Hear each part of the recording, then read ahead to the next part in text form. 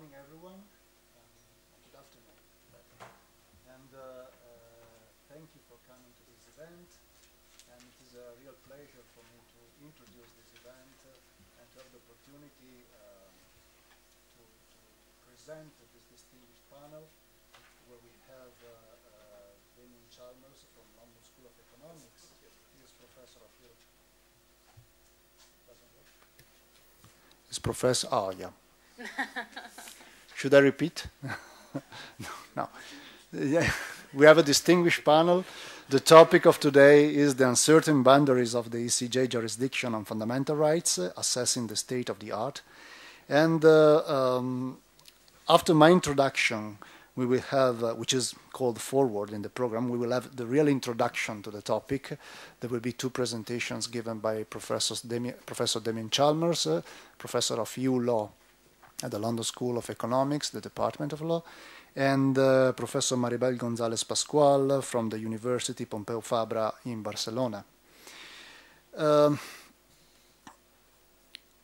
task, the idea of a forward, give me the opportunity to frame a little bit the discussion and to introduce first the topic. So if the topic is the uncertain boundaries, what I'm going to do, first of all, is to try to provide an overview on the state of the art, which I think is useful to everyone, and then we will have the discussion on what is happening at the borders. I will say from the start that we are witnessing turbulences at the borders of the ECJ jurisdiction on fundamental rights.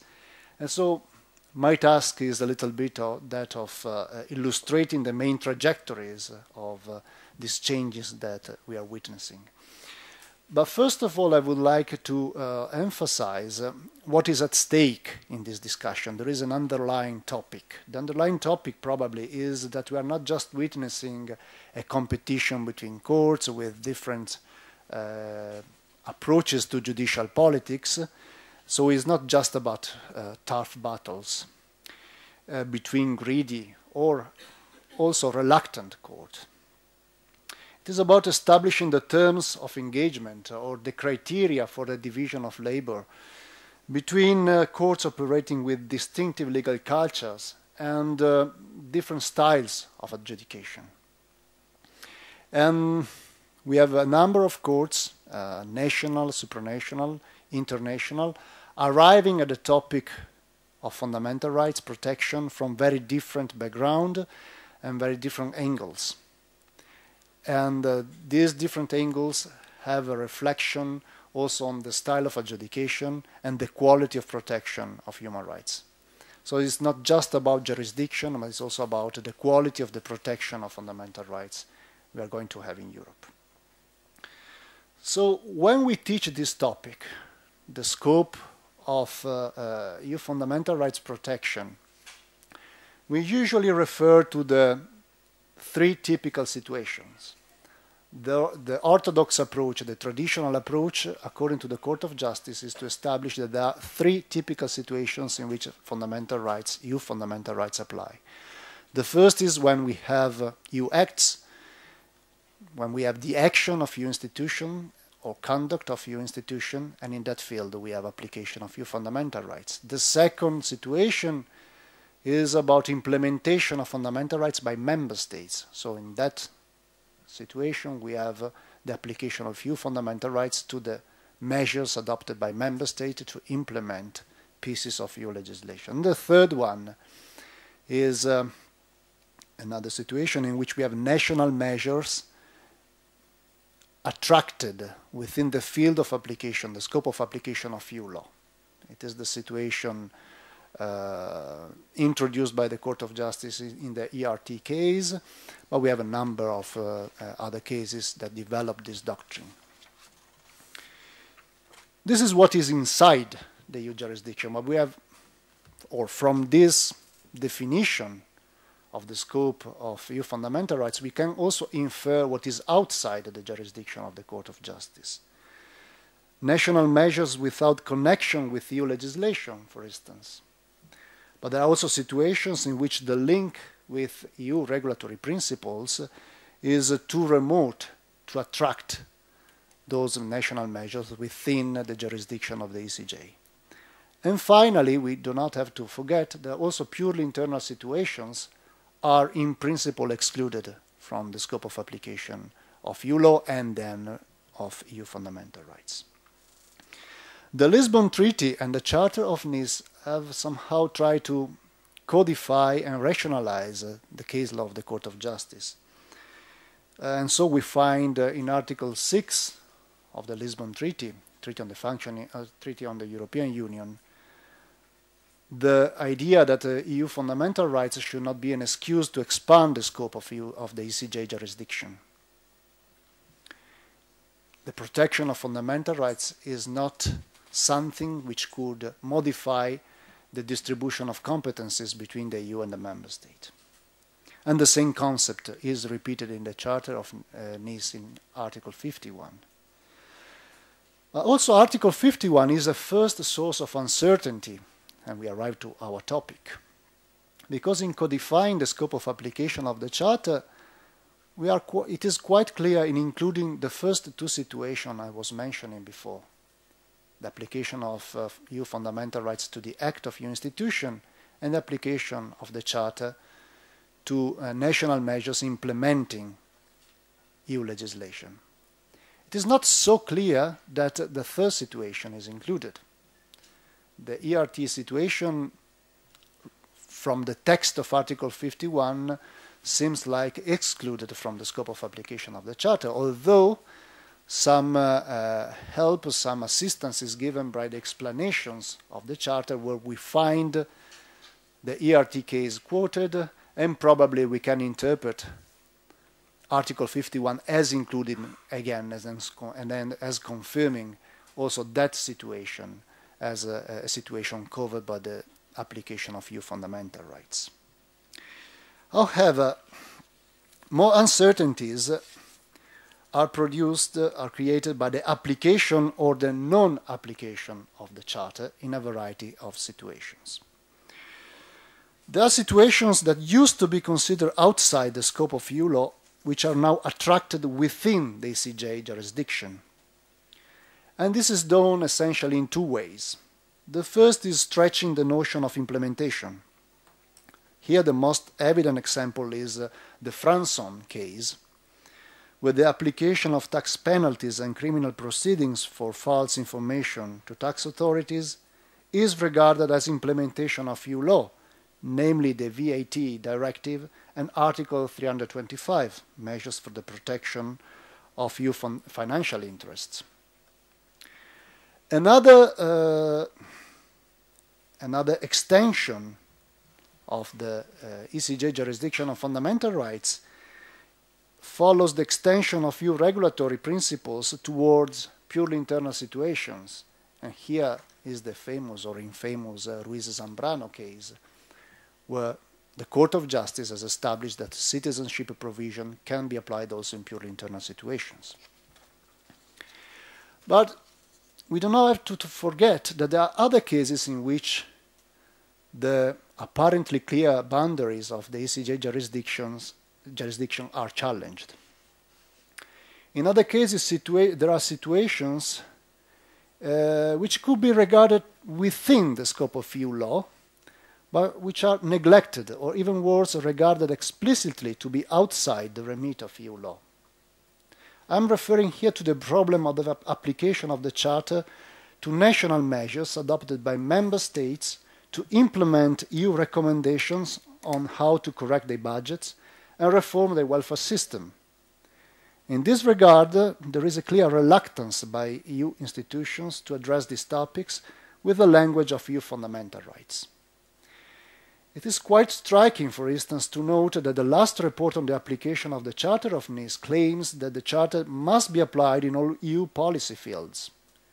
But then, if we go through that report, we find that any consideration on the respect of fundamental rights in the field of coordination of economic policies, for instance, is omitted.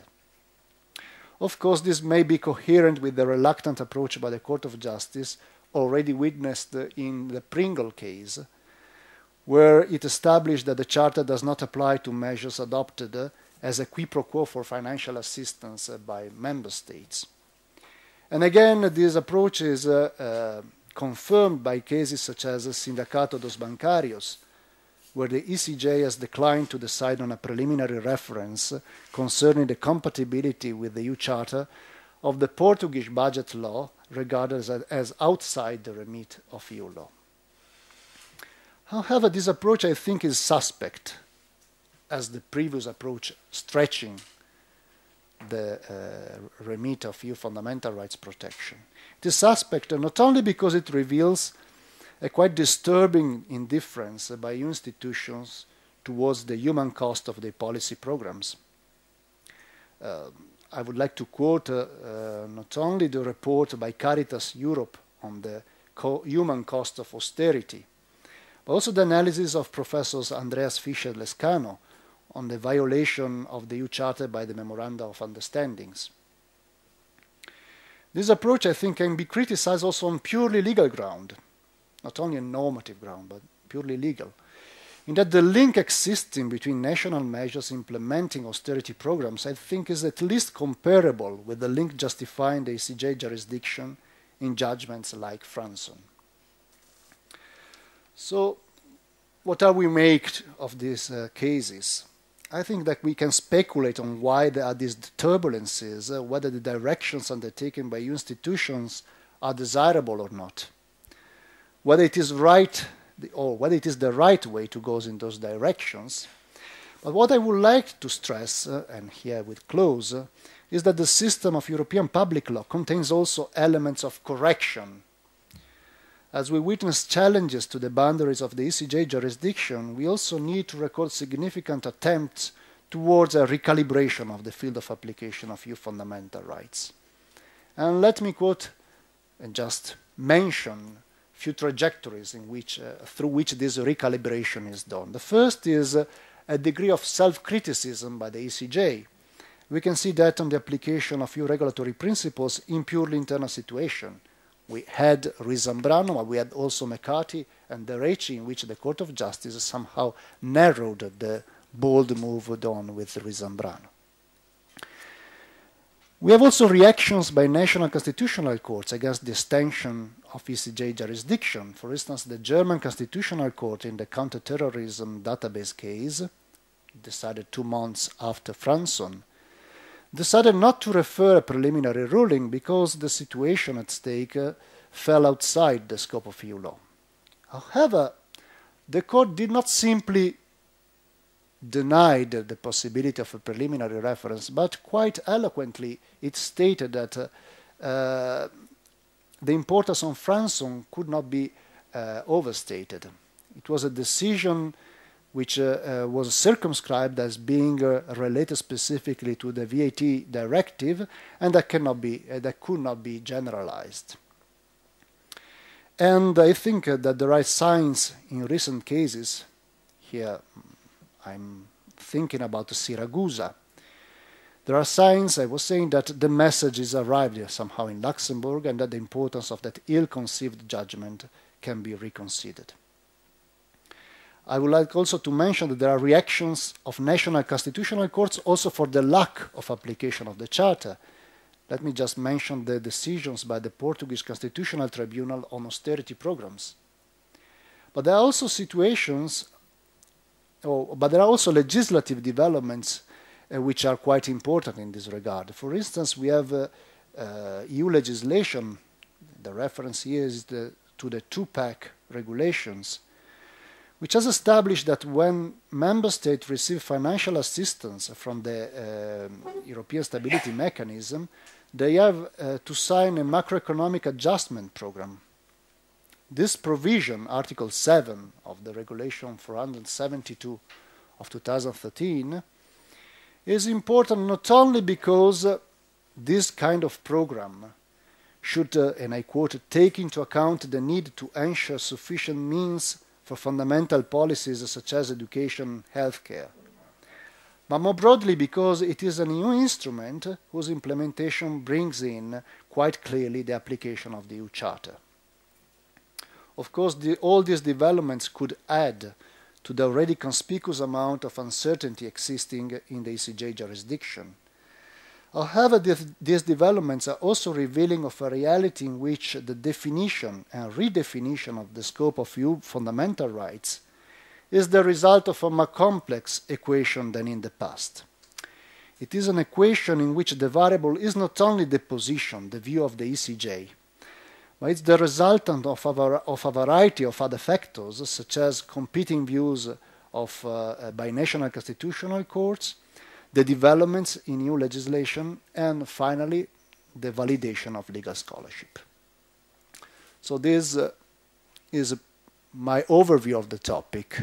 Now I leave the floor to Professor Maribel González Pascual, which will develop, I think, some of these themes. Okay. Okay.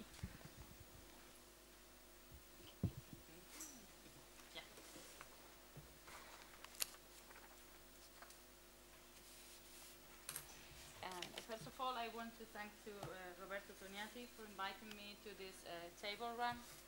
I understand that I will learn a lot about a really complicated topic because, in fact, I have to admit that I have many questions, but not that many answers. Although my hunch is that this is a shared feeling, that it's a very complicated topic. I am a constitutional law researcher, therefore I have decided to make a bottom-up presentation focusing to a large extent on domestic courts. Our goal today, if I'm not wrong, is analyzing and discussing on the Charter, taking into account the European Convention and the interaction with national juridical systems, and this is a really wide topic and embraces several issues. Therefore, I will discuss on 3 controversial cases that I have studied or that I want to study, which stands upon Articles 52 and 53 of the Charter. These cases are Laundering Money Directive, Data Retention Directive, and Mutual Recognition on Judicial Decisions. Therefore, I will just analyze cases which fall within the scope of the Charter, as long as, in principle, these cases are entirely determined by EU law. I do know that the interpretation of Article 51 of the Charter is a key point for all of us, but I'm setting it aside to concentrate on the role of domestic courts in the frame of the recent developments. After Meloni and France's judgments, it's clear that whenever a situation is completely determined by EU law, the national fundamental rights standards are displaced. A key point is the role of the Convention on the European Human Rights. Articles 53 and 53(2) of the Charter establish clearly that the protection provided by the Charter should not be lower than the one provided by the Convention. Even more, the interpretation of the rights recognized by the Charter, which correspond to rights recognized by the Convention, will be the same. Actually, the explanations to the Charter establish which rights must be interpreted on the same way, not only similar, to as they're interpreted by the Convention. Therefore, in these cases, the Convention is the floor that will be in any case guaranteed. However, even in those cases, several difficulties may arise. For example, because the case law is not always clear, or there might be new cases. Nevertheless, those problems could disappear when the EU becomes a party to the Convention. We are still waiting for it. The ECJ must give its opinion on the matter. Besides, I wonder whether the current situation in Russia could impair it. However, the ECJ has insisted, and we have Cambridge and Franson cases, on the fact that the European Union law does not govern the relations between the European Convention and the legal systems of the Member States, and that the Convention does not constitute a legal instrument which has been formally incorporated into European Union law. Nevertheless, the scholars have pointed out that even in Franson's case, the ECJ did not make a construction different from the one supported by Strasbourg, even though the General Advocate proposed it, because not all the Member States have ratified the Protocol 7. However, we must not forget that in France, the ECJ did not quote the European Court of Human Rights, and it normally does. From the point of view of domestic courts, this role of the European Court has been accepted, and they usually ask about the compatibility of EU law with the Charter in cases in which the Convention standards could have been violated. Cases such as Scarlett Extended, Hilda, Radu, the question of the domestic courts is quite clear. They link the Charter and the Convention. Furthermore, the EU follows this understanding of the Convention in controversial matters, such as cooperation in judicial matters, as long as the EU law is approved to enhance the application of the Convention. And there is, for example, the Directive on the Right to Interpretation and Translation in Criminal Proceedings clearly states that that is the goal, to enhance the application of the European Convention. That is why the cases in which the EU is or might be below the standard of the Convention are particularly important. Those cases made clear that in order to guarantee at least the standard of the Convention, we may need the ECJ, the domestic courts, and the European Court of Human Rights. Cooperation among courts is crucial whenever the EU law might be encroaching fundamental rights. In fact, many years ago, the German Constitutional Court pointed out that if constitutional justice declares that it is not entitled to watch over the EU law, not even to protect fundamental rights, and it does not give to the ECJ the chance to decide on fundamental rights violation caused by EU law, the citizens are helpless. This understanding is in the background of the Michaud versus France judgment of the European Court of Human Rights. We just have to read it through to realize that the Strasbourg did not apply the so-called Bosphorus doctrine because it has not been raised a preliminary ruling related to legal privilege. In this regard, the preliminary ruling raised by the Belgian Constitutional Court could not guarantee an equivalent protection by the EU because the Belgian court asks about the compatibility of the Laundering Directive with Article 6 of the Convention, but not with Article 8. And this is the one which recognizes the legal privilege according to the Strasbourg case law. This case sets light also on the shortcomings of the protection of fundamental rights in the EU. Actually, Strasbourg declared that France did not violate Article 8 of the Convention, but let me tell you that the directive does. France did not fulfill the requirement of the directive. In fact, for example, the Spanish implementing statute obeys perfectly the directive, but it violates the Convention according to Michaud versus France judgment. The French implementing statute gives power to the chairman of the bar to filter the information before sending it to the financial unit. This power is considered by Strasbourg an adequate guarantee of the legal privilege, but the directive does not allow it.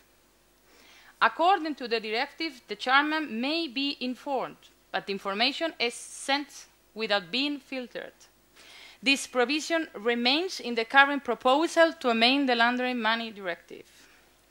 However, this situation could have been avoided if the ECJ could have followed the Advocate General proposal when the Belgian Constitutional Court raised the preliminary ruling, because Poyaris Maduro linked the legal privilege to the right to a fair trial.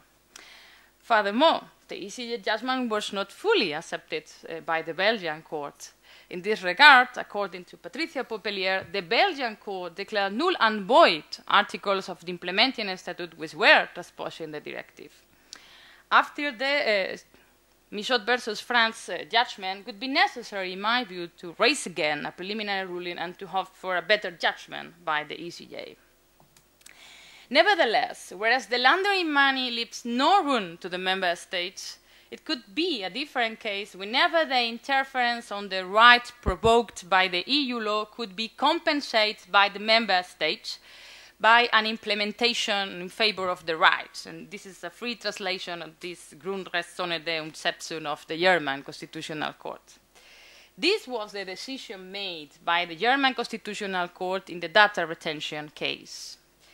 The German Constitutional Court required from the German legislative power to increase the guarantees to fulfill the requirements of the proportionality principle.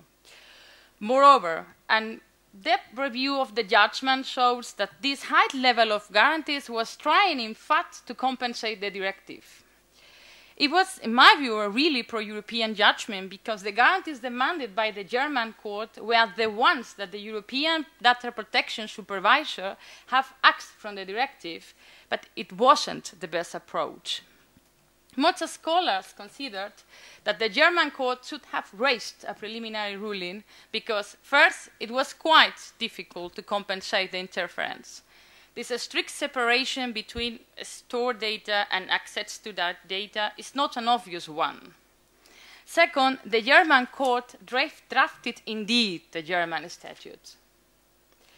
And last but not least, it missed the perfect chance to eliminate the data retention directive by giving the chance to do it to the only court entitled to declare it void.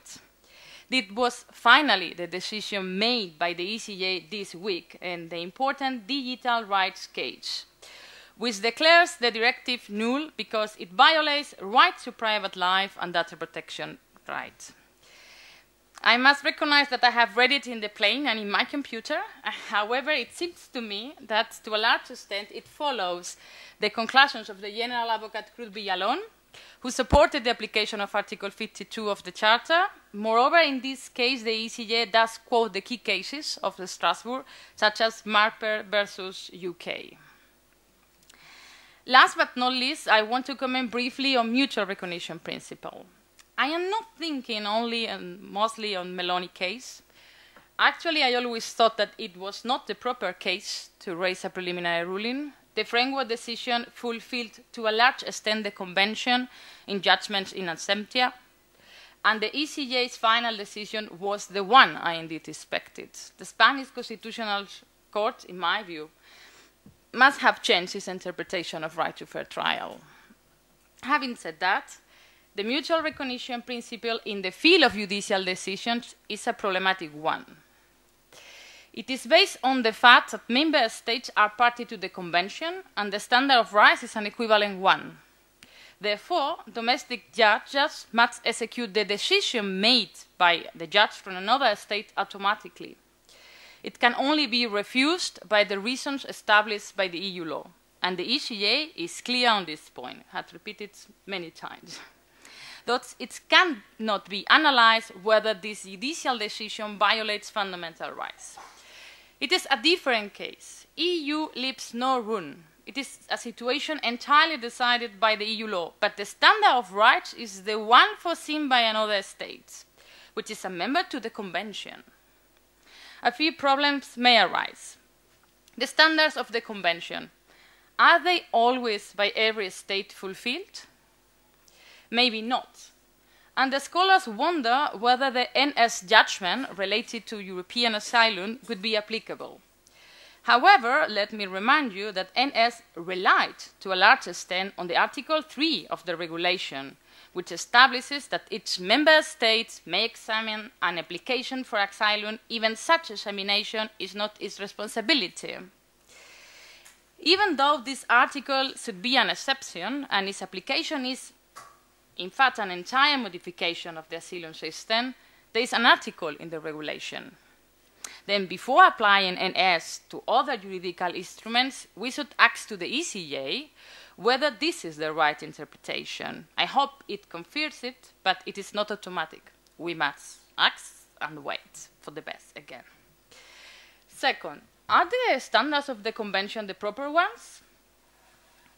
Are not they very low? If we take into account the cases which could be applicable, denial of extradition because fundamental rights have been violated, the standards are indeed very low, and mutual recognition instruments are applied on a regular basis. In this regard, in my view, the general conclusions of Advocate General Sarston highlight the problem perfectly in Radu case.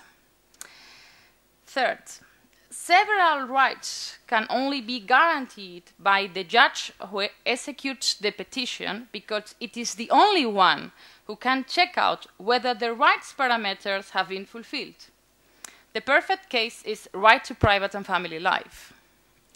Actually, there is at least one decision that I have read from the Supreme Court of the UK which refuses the surrender of a woman because it would violate the special protection of the minor and the right to family life. This decision applies a Strasbourg case law related to expulsion of foreigners who have been condemned. But such an application is a tricky one.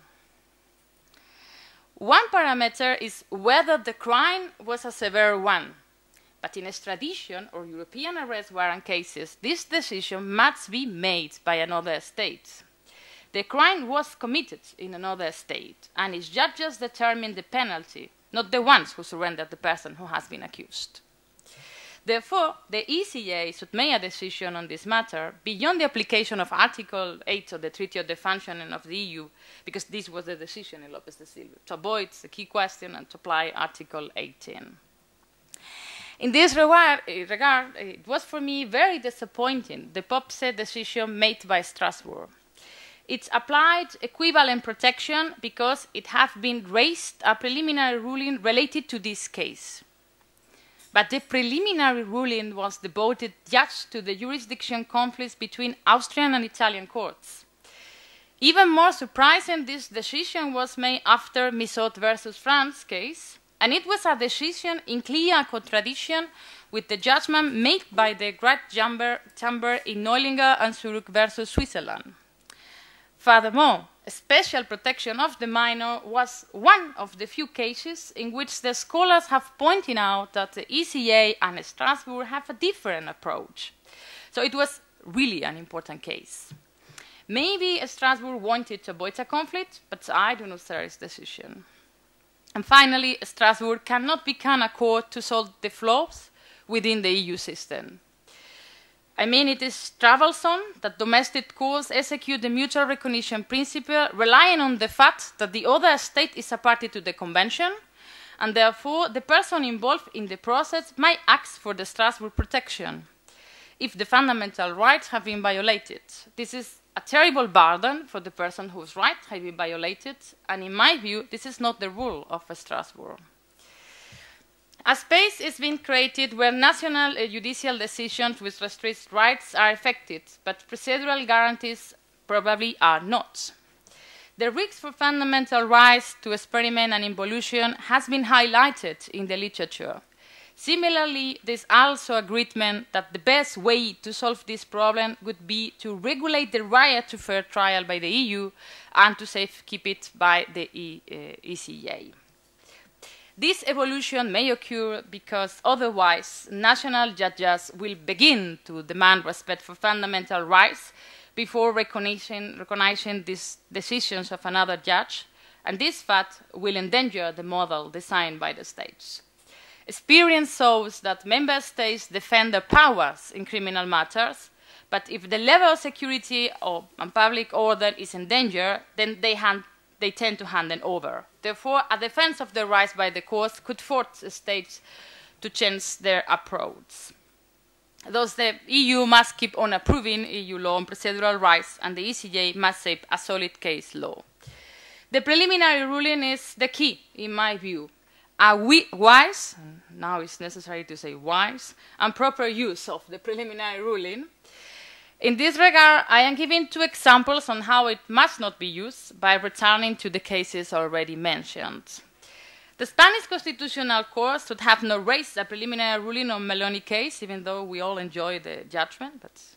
And the German Constitutional Court should have on data retention case. Which are the differences? The Data Retention Directive did not fulfill the requirements of the Convention. But in the Meloni case, Article 6 could have been not violated by the surrender of Meloni.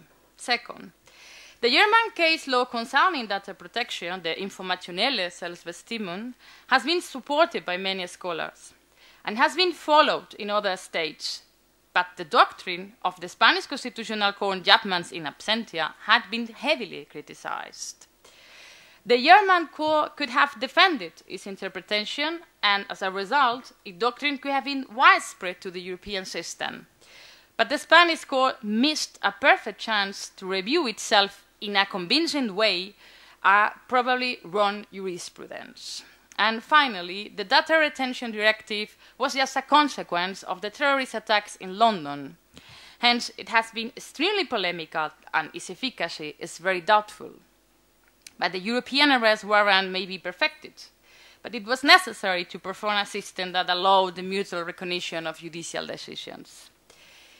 Maybe the main problem nowadays is that Supreme and Constitutional Courts begin to fear that the position is being undermined because they want to be more than just the ones that raise a preliminary ruling, and the scope of the Charter is indeed a current concern among courts.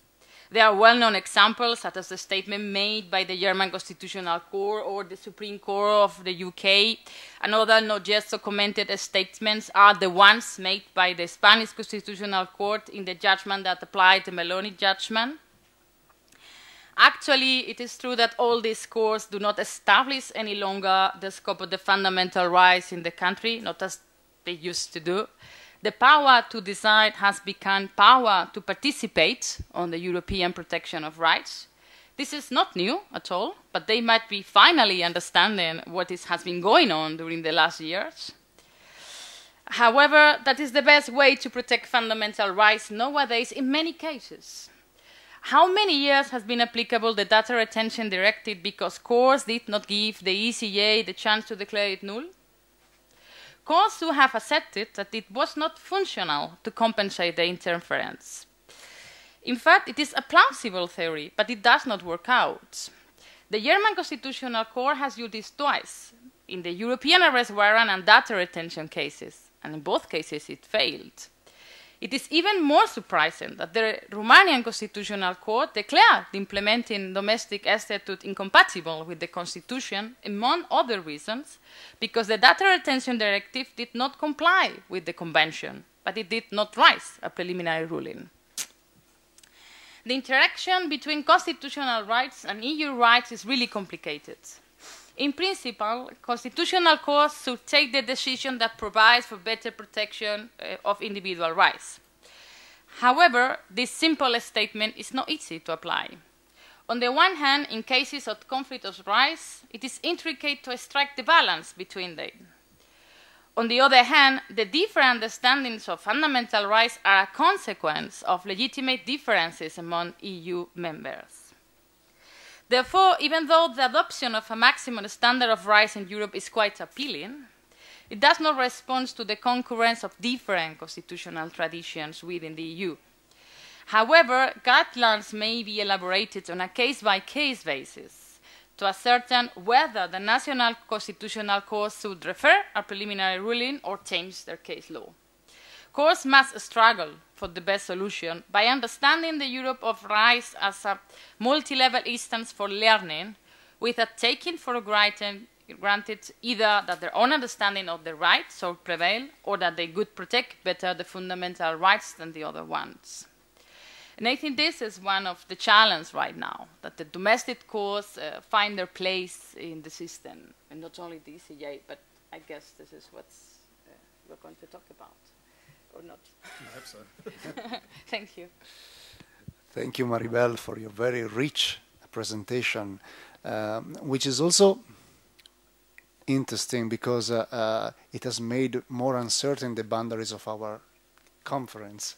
Because we started with the idea of having the discussion on the scope of your fundamental rights, but then the topic, of course, are quite connected, and therefore we arrived to the problem of level of protection, styles of adjudication, cultures behind the reasoning of the courts, and therefore we went also to the very close the topic of the contents of the protection rather than the division of labor between courts. So let's try to see whether we can readdress that, or maybe combine the two topics with Damien Chalmers, who will hope speak about the cases that we inserted in the presentation for Franson and the like. Thank you. Thank you very much, Mark. Thank you very much for having me here. It's a great pleasure to be here.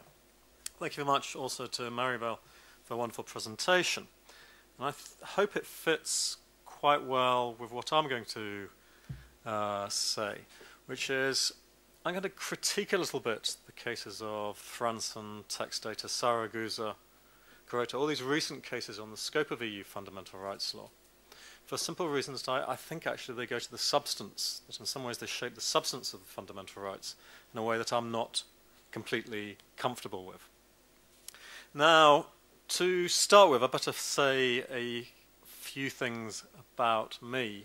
First of all, you can take the British out of Britain, but you certainly won't be able to take the British out of the British.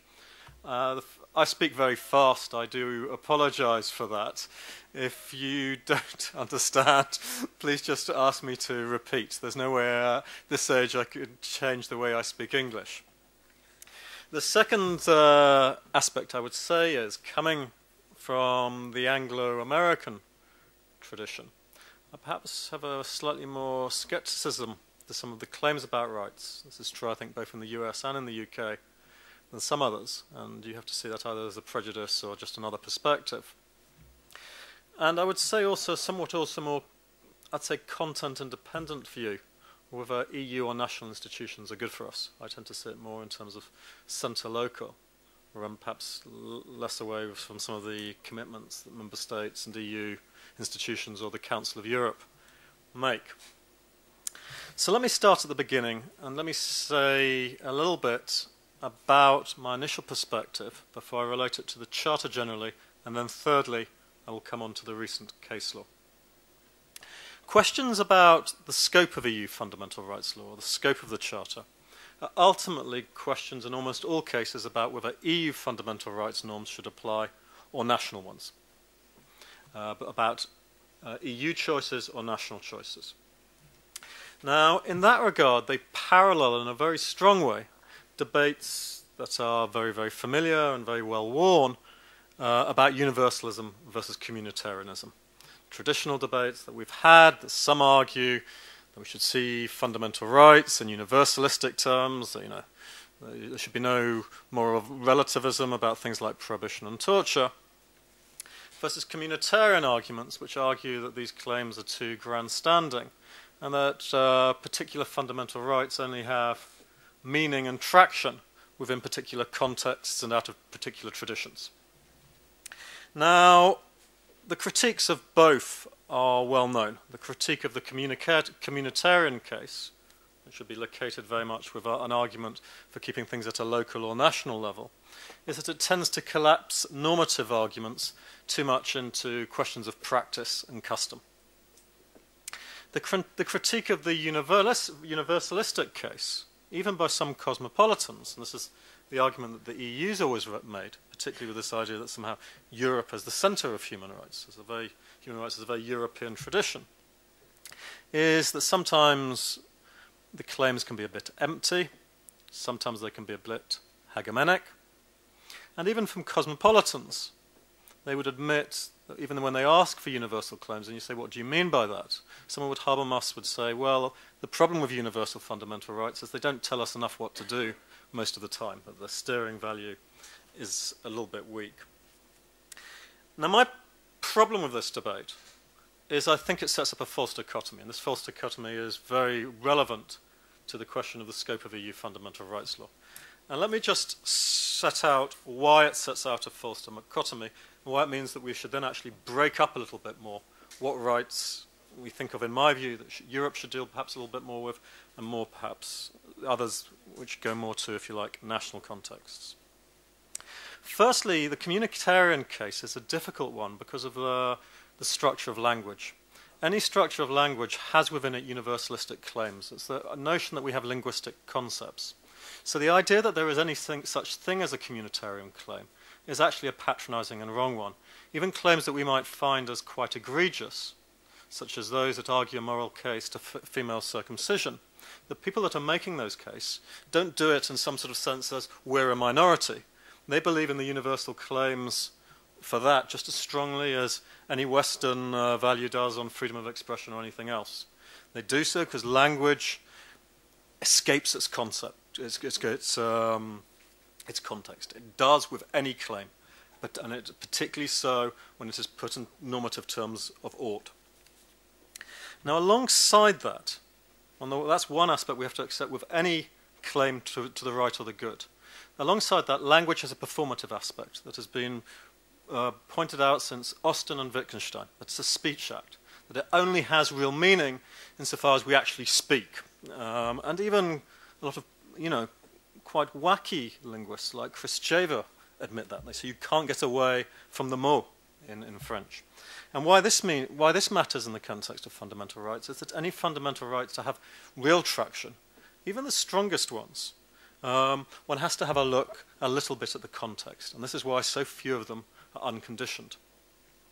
Now, when one takes these two, if you like, boundaries to questions of fundamental rights, it then helps to look at what moral philosophy says about this. That fundamental rights claims will both have a performative aspect and a conceptual aspect. And I would just go back to Rawls here. And Rawls would make the point between the right and the good, that there are certain rights claims that we think of in absolute deontological terms. We don't care about the consequences. We just see them as wrong. And, probably prohibition of torture would be right up there. And in those cases, it's very hard to make a case for communitarian claims, because we're not making a claim for majoritarian. If the whole world defected from these claims, it would still be wrong. And on the other hand, with the questions of what is known as the good, we of course do look at the consequences. We accept the questions of the good. Part of the arguments for democracy is arguments about how the good should be interpreted by looking at the consequences. And in those cases, knowledge of context becomes far more important. So there is, in my view, if one looks at questions of fundamental rights, a much stronger case for the EU to have scope on rights which go to ideas of the right, whatever they are, than on questions for it to prevail where ideas go to questions of the good. And this is partly counterintuitive, but if you think about it, it is how many Europeans have actually reacted to particular instances. And I will give you a very old example. And that is the question of the Irish abortion laws prior to Maastricht, in the 2 years after signing of 18 months after signing of the treaties and prior to ratification. When the debate came up about whether it should be EU law or national law that governed the provision of information about abortion clinics, most EU citizens, whatever their views on abortion, could see the arguments that this was something which national choices might prevail over, the question of provision of information. Unless they had really strong views of the debate, they realized there was an argument about that. Even if they had strong views pro-abortion, there were still arguments about how to regulate the quality of information. By contrast, when a year later you had the terrible case of X, this Irish teenager that was raped and was prevented from going to the UK to have an abortion, was actually imprisoned by the Irish authorities, something that even those who were very pro-life struggled to defend. It was the referendum that led to the most overwhelming referendum vote on abortion in Ireland. This is a question of the right. People were, or something that went more clear, people argued, even though it was far more intrusive in some ways, the EU norm, that this was something that Europe should be dealing with, or global views. It was very difficult to think of any reasonable circumstance where a parliament would defect from this position. So when one looks at particular cases, the most salient cases in some cases become issues for Europe, and some of the less become less so. Now let's turn this to the cases and the Charter. Now when the Charter was adopted, what it did that made a particular political choice, and it's important to mention this choice. The Charter did not distinguish between the right or the good, but it took a very wide-ranging view of fundamental rights, deliberately to include not just civil and political rights, but social, ecological, and a range of other rights, and really set out, by and large, a series of views of the good. And one sees this in particular provisions in the Charter. The reference that it contains not just rights, but principles. Principles that have only meaning insofar as they're implemented by EU law in Article 52.5. The references in a large number of Charter rights, such as healthcare, marriage, to national law. This has now been interpreted by the ASM judgment for the Court of Justice. This is a case about about right to collective information, that these rights, where there's a reference to national law, have no direct effect. They must be implemented through EU legislation before they can start being invoked in the courts. Once again, it's the idea that these are things that are highly contestable. And the third thing that is quite challenging about the Charter, if one thinking about it, is that the process was itself highly contested about the good. So certain very salient rights, such as the right to nationality, the right to a decent wage, the right to a job, the right to housing, are excluded, largely because my country didn't want them in because they were too worried about interference. But there was a politics of the good, if you want, that went on. Now, this is important to bear in mind. These are the sorts of things that we're talking about when we start thinking about the relationship between EU fundamental rights law and EU national law. And we now come, and I will now come, to the questions of the recent case law and say how it relates to that. Now, I will just go through a little bit, if I may, the doctrine of the recent case law and then tie it back to my discussion, because there's been a number of cases. And the first one, as was already mentioned, was Franson. And both Marco and Maribel have referred it to a little bit. And what happened with Franson, of course, was it expanded the reach of the Charter in particular, EU fundamental rights law more generally, to national measures that fell within the scope of EU law. And this had been coming. It had been referred to in Mangold in 2005 for the non-discrimination principle, and Eleanor Sharpston in the Zambrano case had chosen the scope as anything that falls within EU competence. In a moment, I have to say, of a lack of clarity, whatever happened. But it had been very, very wide. And the question became, what does within the scope of EU law mean? Now, in Franson, they keep it deliberately vague. The case was someone who was basically not been paying tax, and it was whether they could be subject to VAT in particular, subject to both regulatory penalties and criminal penalties in Swedish law, whether that violated the principle not to be tried twice for the same offence. And all they said on the scope was, they said this case is connected with a failure to pay VAT. And they said that is connected to EU law in two ways. There's a 2006 directive, which says states have to take measures to collect the VAT, and Article 325 of the TFEU has this requirement to collect the union's own resources. But all they talked about was the scope. It has to be somehow connected in part with EU law, which was incredibly broad. And then, of course, you got the German constitutional courts that fired a shot across their bows. And then you get three cases which narrow it down, and then I'll bring my points. The first one, and this is the only other case that's actually followed Franson and said the measure actually falls within, a Franson-type case falls within EU law, was a text data case. So it is quite significant. 4 cases by ECJ standards in a year is a lot. Now, Text Data was a German company that had a branch in Austria. And this Austrian branch, under Austrian law, was subject to automatic penalties for failure to declare its accounts in Austria. Now, the 11th Company Directive had a choice of law provision that said where companies had branches, the question of what information they had to declare was governed by the law of the state of that branch. Now, Text Data claimed that the Austrian law, insofar as the penalties were automatic, violated due process. The court was not convinced of that, but it uses a slightly different formulation for the first time to say that the measure falls within Franson.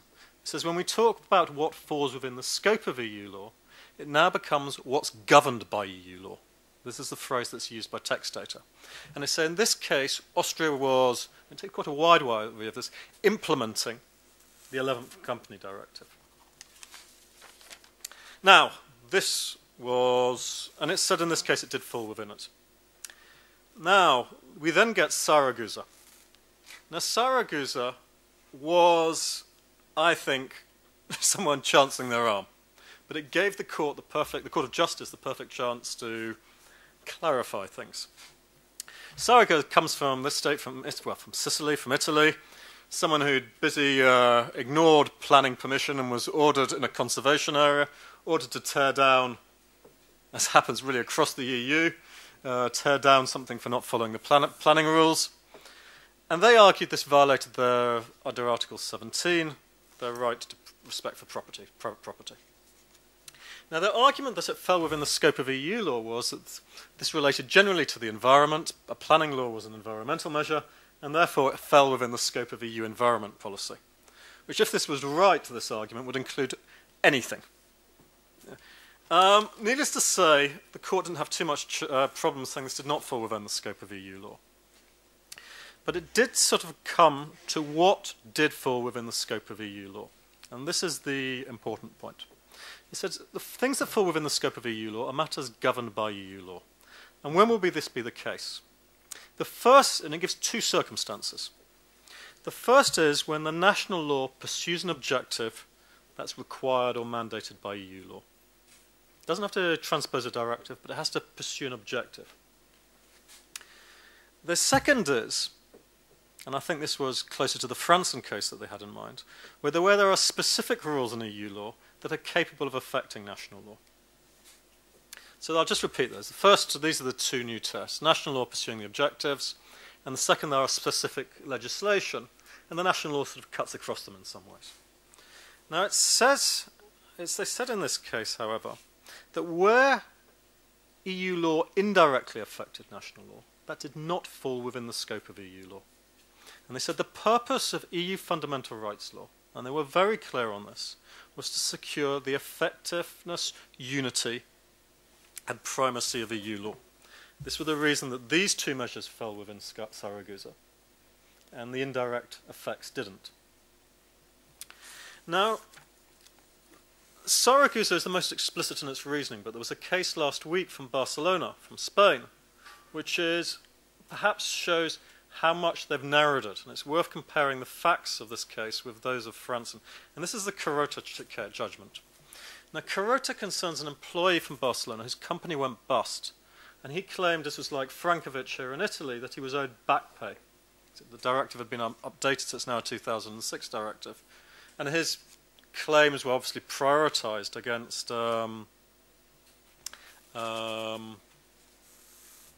it should be prioritized against other debtors. Now, what happened was the Spanish court agreed with this, but the pay wasn't forthcoming from the bankrupt company. So he went back before the court to enforce the claim. Now, Carota refused to pay the judicial fee to go before the court. So the court said, well, if you're not paying the fee, you're not getting before us. At which point he said that was his right to effective judicial protection was being violated. The fact he had to pay anything to get administration of his money. Now, in this, and he invoked Franson, and it was directly in relation to a right here that was governed by an EU directive. Now, the Court of Justice said this fell outside the scope of EU law. It treated it as a matter of criminal procedure, not as something that fell within EU law. And if you think about Carota, which went to criminal procedure, it is not a million miles away from the facts of Franson. Now, those are the cases. Now let me get back to why I have a problem with this. If you look at what they've said now about the scope of fundamental rights in EU law, they've said that you can invoke EU fundamental rights against national institutions when, by and large, these fundamental rights are involved with national measures that are either pursuing EU objectives, EU ideas or the goods, or touch on them in a very immediate way. This is the specific rules. So they tie fundamental rights above all else to pursuit of the good. These EU objectives are goods that are being pursued by EU law. Now, if that is so, how does this actually, when we actually look at this case law, remember it's developed in the context of other case law, affect what's taking place? Let me give a few examples. Firstly, if you look at EU fundamental rights, and I fully take what Maribel said about this thing that happens between national courts striking down national measures that implement EU law and their failure to refer, well, I would say there's a reason that they don't refer. And it's not just rent-seeking reasons. Until the digital rights case this week, in 40 years, or no, just under 40 years, I do apologize. In 40 years, only one directive had ever been struck down for violating fundamental rights, one legislative measure, by the Court of Justice. This is the institution that wants to be at the vanguard of fundamental rights in Europe. And that measure was the important thing that men should not be able to pay more for car insurance than women. That if you judge courts by their actions rather than their rhetoric, this is where EU fundamental rights law lay.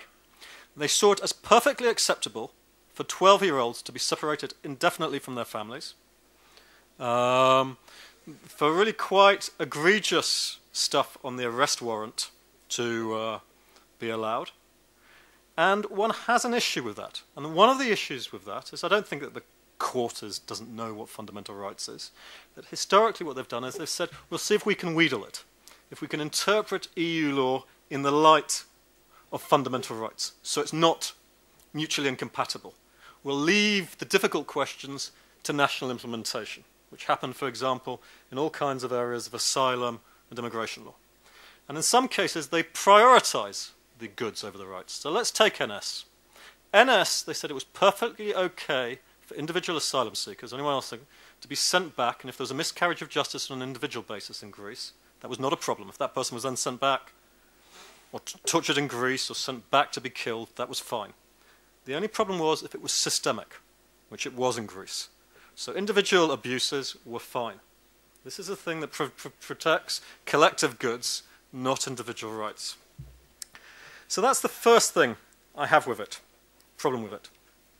The second thing that has happened through this pursuit of the EU good is EU fundamental rights. And this is the case I hate most for the Court of Justice. It does a lot of good cases. Rights are used to dogmatize questions about the good. And I'll give you an example, and that is the Brussels case. This goes to whether stem cell research can be patented if it relies in any way on work that used embryos, which a lot of stem cell research did. Now, when it came up to the Court of Justice, it said it couldn't. It took an extremely wide definition of what the embryo was, and it took an extremely wide view of what research was. The research was not just research that actually used embryos directly, but only referred to research that used embryos, which was almost everything.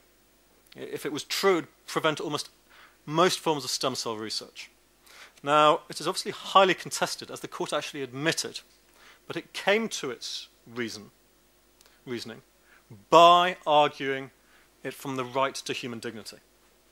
And this justified, I think it was a juge rapport, which was the French judge, who had very strong Catholic views, which he was, of course, entitled to, a highly entrenched view on something that most Europeans take very, very strong and conflicting views on.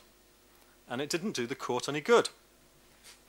Now, the third reason is that it actually pollutes the content of fundamental rights. And I'll give a case that's a really orthodox case, and it goes to hate speech. And this is where I'll stop, because I think I've gone on for too long. And then I'll say one word about the right and the good. And this is the Mesopotamia case, which was in 2011. Now, Mesopotamia was a case that came from Germany. And it concerned a radio station that was very pro-Kurdish independence and was pretty sympathetic of the PKK, which has been labelled a terrorist group by an EU framework decision. But it was largely a pro-Kurdish independence TV station, a radio station. It had been declared fine by the Danish authorities, but the German authorities said it could not broadcast in Germany, but they were perfectly happy for its transmissions to be retransmitted around the rest of Europe. Provided it couldn't be, there was a sort of see no evil, hear no evil, provided we don't upset the Turks and say it's not broadcast in Germany, we're fine, but everywhere else wasn't. Now, the argument was that largely it supported terrorism, which was denied by the broadcasting station. Now, it was referred up to Luxembourg, and it came to Article 22A of the Broadcasting Directive, which prohibits transmission of broadcasts which incite racial hatred. Now, what happened was, and this was a classic case, was this hate speech or not? Was it genuine, just sort of radical debate? In the same way we should allow, for example, Russians to debate whether they want to be independent, the different regions from Ukraine. Or was it something else that was advocating racism, violence, etc.? Now what happened in that case was that the court said its view of hate speech would be interpreted through its interpretation of Article 22A of the Broadcasting Directive. And it gave a definition of hate speech, whatever one's view, whether it's narrow or wide, that I don't recognise. It said it is something that is directed to a specific group. That group could be bankers, so it would capture Occupy Wall Street. And it said it could be something which doesn't have to be specifically incite violence, but might be seen as something that can justify violence. And that could include things like breaking windows. Now, this idea of such an empty notion of a group and an unspecified notion of violence only makes sense if you see it as something that is part of a regulatory policy for broadcasting. One needs a sufficient level of uniformity that it will work for Europe. That if one looks at different definitions of hate speech, whether they be wide in some states such as Canada or narrow in other states such as the US, it is heavily context-driven. They give a definition of hate speech that isn't used anywhere in the world. And the reason was they wanted to make it compatible with the Broadcasting Directive. Now, what do I think it should do, given that this is what's happening, that increasingly fundamental rights are being, if you like, hijacked to our pursuit of the good and EU objectives? I think it's a wonderful thing that we have as many rights in the Charter as we do, but I think it would be nice to differentiate some of them.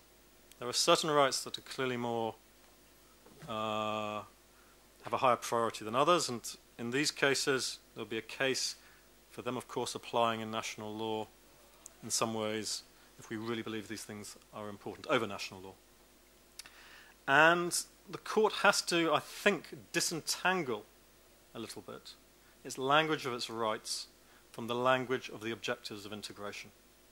Rights are above all about protecting a community of co-presence.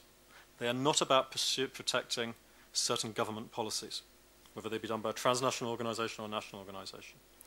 And that is why I get worried about particularly cases like Saragusa and Garota, because they are part of a wider thing that subverts something that we think of trumping values to actually collective views of the good.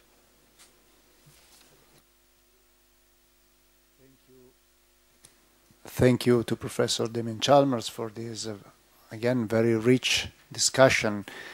Now I think, and I would say also provocative, because I just take his last point, if we have to disentangle rights from the objectives of integration, we are also undermining the traditional justification of rights for the European Union, because the traditional justification was to defend the right basically because we needed to make European Union law effective and palatable to national courts, which was, again, the traditional justification.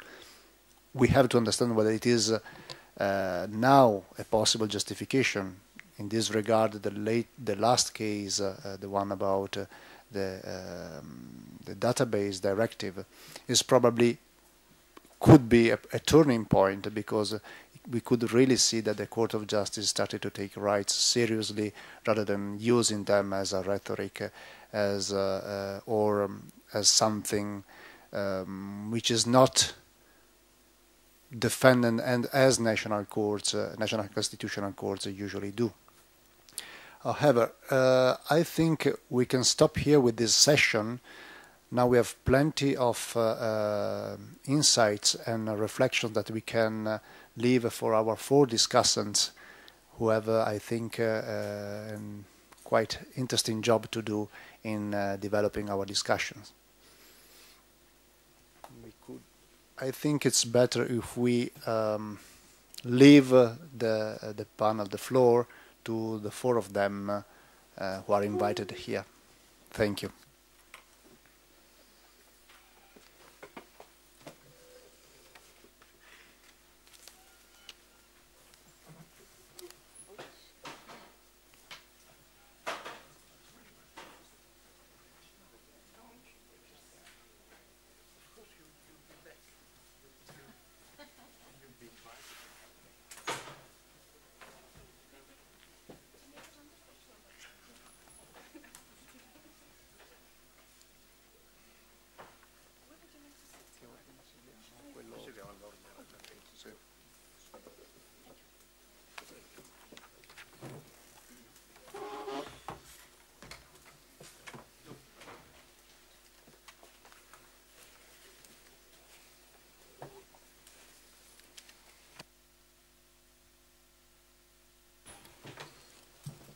So I've been instructed that we follow alphabetical order. So if women are speaking first in this panel, it's not because we are like the Italian Democratic Party that we want women at the first post of the list, but just because it is a coincidence with the alphabetical order. So please, Gracienne Lauvers first. Thank you very much. I'm honored to be in the company of my distinguished constitutional and European law colleagues. And I thank them for their rich insights. European law and Europe has changed the way that we study. I would therefore like to comment on the application of the Charter in the educational field, a very specific field, and probably you would think, well, the EU doesn't have any competence in education. If the right of an individual in education is violated, then that individual can institute proceedings. And such cases will revolve around jurisdictional questions, such as the scope of the Charter, and around the substance of the protected educational rights. In recent cases, the court gave the applicability of the Charter a very broad interpretation, stating that it was not strictly necessary for the national legislation to have been adopted for the implementation of EU law, but it was sufficient that the situation fell within the scope of EU law. Well, since the Treaty of Maastricht of '92 and the regulations and directives on the rights of students in education, education has to a great extent been brought within the scope of EU law. While the member states remain responsible for the content, substance, and organization of their educational system, they must, however, discharge this responsibility in accordance with EU law.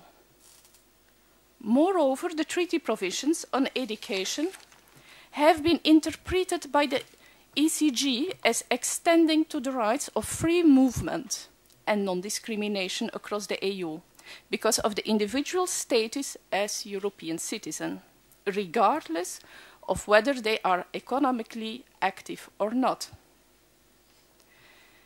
EU nationals should not be discriminated against in regard to access to any course of education or educational institution. So, when transposing the EU anti-discrimination directives in the educational field, member states act within the scope of the power of the EU conferred to them to introduce EU secondary legislation into national law in order to become effective. Moreover, when member states implement or derogate from the free movement rules laid down in European primary legislation in the educational field, they also act within the scope of the Charter. The applicability of EU law entails the applicability of fundamental rights guaranteed by the Charter. If the Charter would have been legally binding at that time, the older European Court of Justice cases in the educational field, including Forscheri of '83, Chelchik, Gruner, Gravier, Bressol, dealing with quotas, access, fees, residence, subsistence allowance, tax benefits, even under certain conditions, study financing and maintenance grants for students, the European courts would have relied on the Charter provisions to determine whether national legislation was compatible with the fundamental rights. So, the aggrieved individual seeking redress for a violation of his rights in education can do it through the national legal system, the European Convention on Human Rights, or the ECJ. But what is the meaning of the right to education and educational rights in these acts? Article 6 stipulates that the Union should respect fundamental rights as guaranteed by the European Convention on Human Rights, and as they result from the constitutional traditions of the member state. Moreover, the meaning and the scope of these rights should be the same. But some charter provisions and charter rights, such as the freedom of religion, have the same meaning. But when, however, the right to education in Europe is based not only on the European Convention on Human Rights and on the Charter, but also on international conventions, EU treaty articles, directives, which have elaborated and moreover modified the relevant European Convention on Human Rights for European citizens.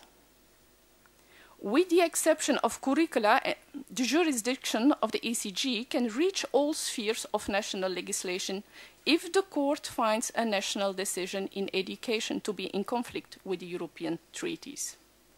And that could raise another problem already raised by Maribel. Educational systems are the outcome of unique histories and cherished values of the member states, reflected in the right to education, educational rights, and especially the limitations.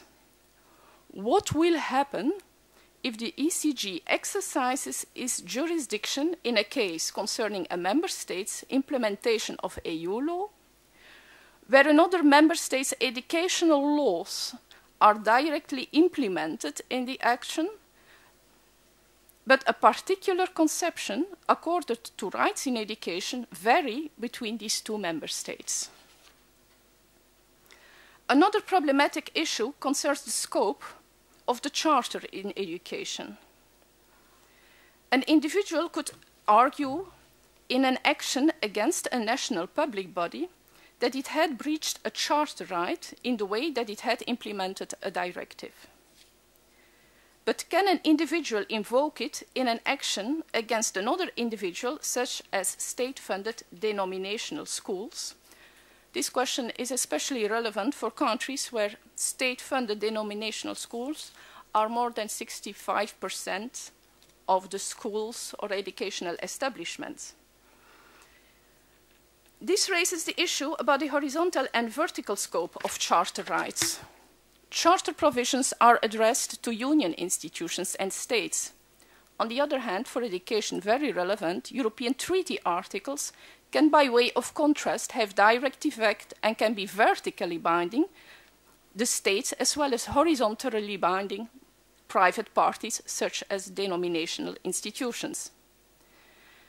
There is an uneasy tension in normative terms between the solely vertical scope of the Charter on the right to education when compared to the vertical and the horizontal scope of educational rights in treaty articles and regulations.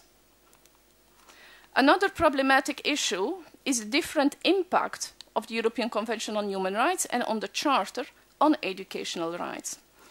Apart from the fact that the European Convention on Human Rights covers only some of the rights included in the Charter, the impact of the EU treaties and the Charter is different due to the supremacy doctrine as a central principle of EU law. In case primary education legislation is incompatible with the European Convention on Human Rights, the court can issue a declaration of incompatibility, which does, however, not affect the validity of the legislation in education. In contrast, where primary education legislation is inconsistent with EU law, it can be declared inapplicable to the instant case.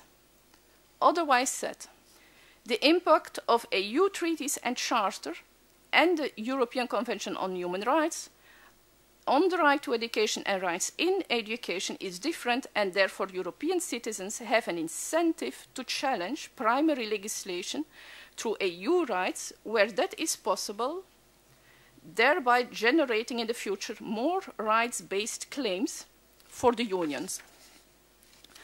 It is the question whether or if the ECJ will be able to cope with it, and moreover, rights and principles that are wholly based on international conventions have also to be taken into account if mentioned in the Charter. when determining the legality of union action or member states' action when implementing EU law. And that could be relevant also in the Zambrano case. Article 24 of the Charter on the Protection of Children is based on the UN Convention on the Rights of the Child.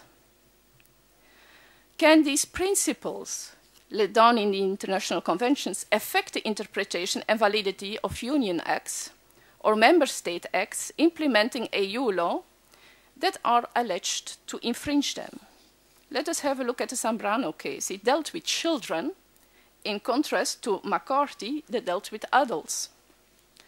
In order to protect the substance of the right of the child, who is an EU citizen with all its entitlements under the EU law, a third country national who is a parent of the child may not be refused the right of residence and the right to work permit in order to protect the substance of the right of the child, who is a citizen with all its entitlements under the EU law. This right is said to apply even when the child has never exercised his right to free movement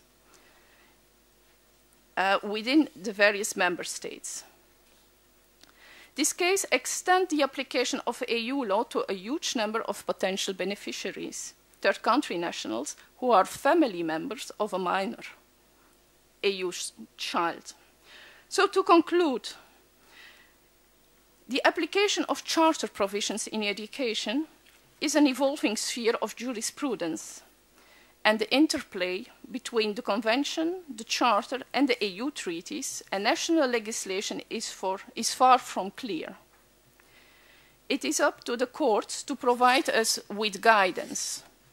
Nevertheless, meanwhile, centers like the Expert Center for European Law of the Ministry of Foreign Affairs of the Netherlands have developed a checklist, and it will be presented on the 22nd of April for drafters of law and policymakers to avoid that new legislation would stumble upon a preliminary ruling before the European Court of Justice dealing with EU Charter rights. So thank you. Thank you very much to Professor Gracienne Lauvers, and apologies because I didn't introduce properly her. She is a professor at the Antwerp University and the Free University in Brussels, but she is also, as Professor Chalmers, visiting professor here at the Faculty of Law in Trento. And I think she also introduced a number of elements to our discussion. Let me mention just one, the problem of remedies to some extent, because she has shown how, for instance, in certain legal systems, certain national legal systems, the scope of application of EU law has a clear impact also on the quality of protection we can provide and the remedies available to private litigants. We have now Gracie Pelacani. She is a PhD candidate in this School of Law, and she has a microphone, and so okay. It's very good.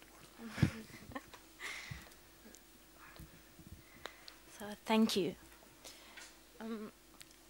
So I would like to explore the uncertain boundaries of the Court of Justice jurisdiction on fundamental rights in relation to the area of freedom, security and justice, which, as is well known, was established by the Maastricht Treaty in 1992. And more specifically, I would like to focus on the matters of control of external border, asylum and migration, which are areas of fundamental rights sensitive nature. My aim is just to briefly underline the main critical points and problems that cases and legal acts adopted in these fields pose in relation to the respect of fundamental rights and consequently to the Court of Justice and in relation to the extension and boundaries of its jurisdiction. The increased relevance that these matters have acquired in relation to fundamental rights protection finds expression, and we can maybe say that their relevance for the EU has been in this way acknowledged in the new role that the Court of Justice has in relation to these matters and that we now find in the Lisbon Treaty. Therefore, we After have briefly explored some of the numerous problematic aspects in relation to the respect and protection of fundamental rights, I will simply argue that these fields, for their inherent characteristics and for the expansion of the EU competencies in these matters and of the Court of Justice jurisdiction, are one of the fields in which it will be tested in the future the effective capacity of the Court of Justice to operate as a fundamental rights tribunal. In the areas of control of external border and asylum, it is particularly difficult to ensure an effective fundamental rights protection, as their interaction with fundamental rights protection poses problems of accountability and access to justice. For what concerns the accountability aspect, we should consider the high number of actors involved in the joint operation of external border control carried out by member states. A significant example is the recently launched Operation Mare Nostrum and the role of coordination of EU agencies, in this case Frontex, especially after the amendment of the Frontex regulation in October 2011, which gave the agency a stronger role. Secondly, for what concerns access to justice, these are fields where individuals are in conditions of particular vulnerability, as in the most cases they have difficulties both of information access, that is, to be informed of what rights they enjoy under the EU law, and of financial vulnerability. A part of the intrinsic characteristics of these areas, which per se, as previously said, make them areas of fundamental rights sensitive nature, more specifically the areas of control of external border and asylum, are also fields of EU law where the influence and role of the European Court of Human Rights and its case law is already particularly visible and cannot but increase in the future. A paradigmatic case in this sense is firstly the ECJ judgment of May 2009, when the European Court of Human Rights found Italy to be incompliant with the European Convention of Human Rights because of extraterritorial pushback to Libya of a ship with Eritrean and Somali nationals. And in this case, the European Court of Human Rights held that convention rights should be applicable extraterritorially, and as a result that the nature of extraterritorial border control established in a bilateral agreement violated the European Convention of Human Rights. In this case, the Strasbourg Court offered a dynamic interpretation of the jurisdiction concept.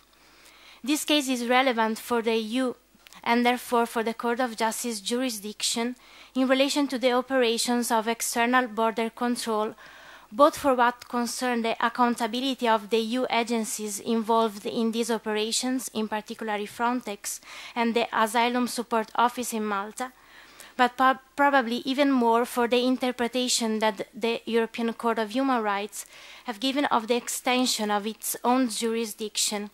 If we think in this ambit of the numerous bilateral agreements that the EU has signed with third countries in order to fight against irregular migration, in adjunction to their readmission agreements in order to build its return policy. Another relevant case in this sense is the MSS versus Belgium and Greece case of January 2011 on the so-called Dublin transfer of an Afghan citizen from Belgium to Greece, where both the EU member states were found to be in breach of the European Convention of Human Rights, as Belgium failed to assess in practice if the receiving member states, in this case Greece, was in compliance with its fundamental rights obligations.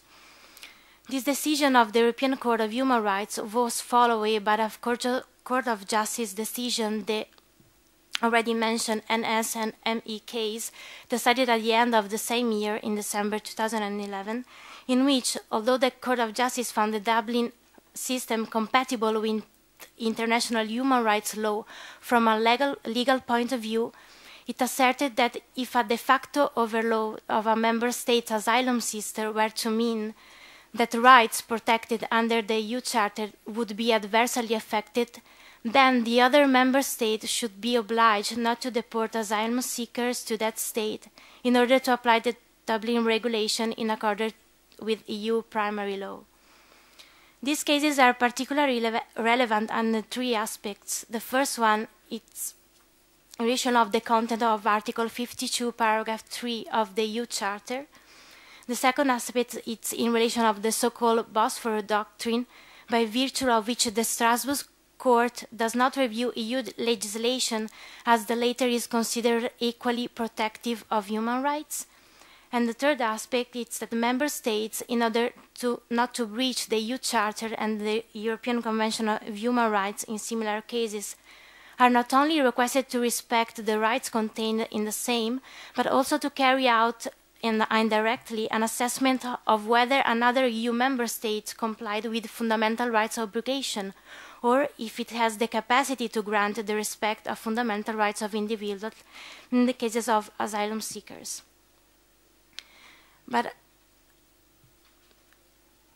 another interesting aspect is that these cases increase the potential relevance that the Court of Justice can have as a fundamental rights tribunal, as the cases put into question the principle of mutual trust on which is built the common asylum system of the EU, or better said, it problematizes the same as the presumption of all EU member states equally respect rights, asylum procedure, and reception conditions of asylum seekers. Because, as the later cases have highlighted, this presumption has become increasingly contested. This last point is relevant also in relation to migration and external border controls of third country nationals. Of migration of third country national and external border controls. It is sufficient in this sense to recall the facts of spring 2011, when Sarkozy's France temporarily interrupts rail traffic at the Italian border as a sign of a so-called disapproval of Rome's decisions to grant a temporary residency permit to a group of Tunisian migrants who had landed in Lampedusa in Sicily, effectively allowing them free movement within Europe. We can now consider the extension of the Court of Justice jurisdiction in the area of freedom, security, and justice matters in the Treaty of Amsterdam in order to comprehend the importance of the new provisions in this sense contained in the Lisbon Treaty.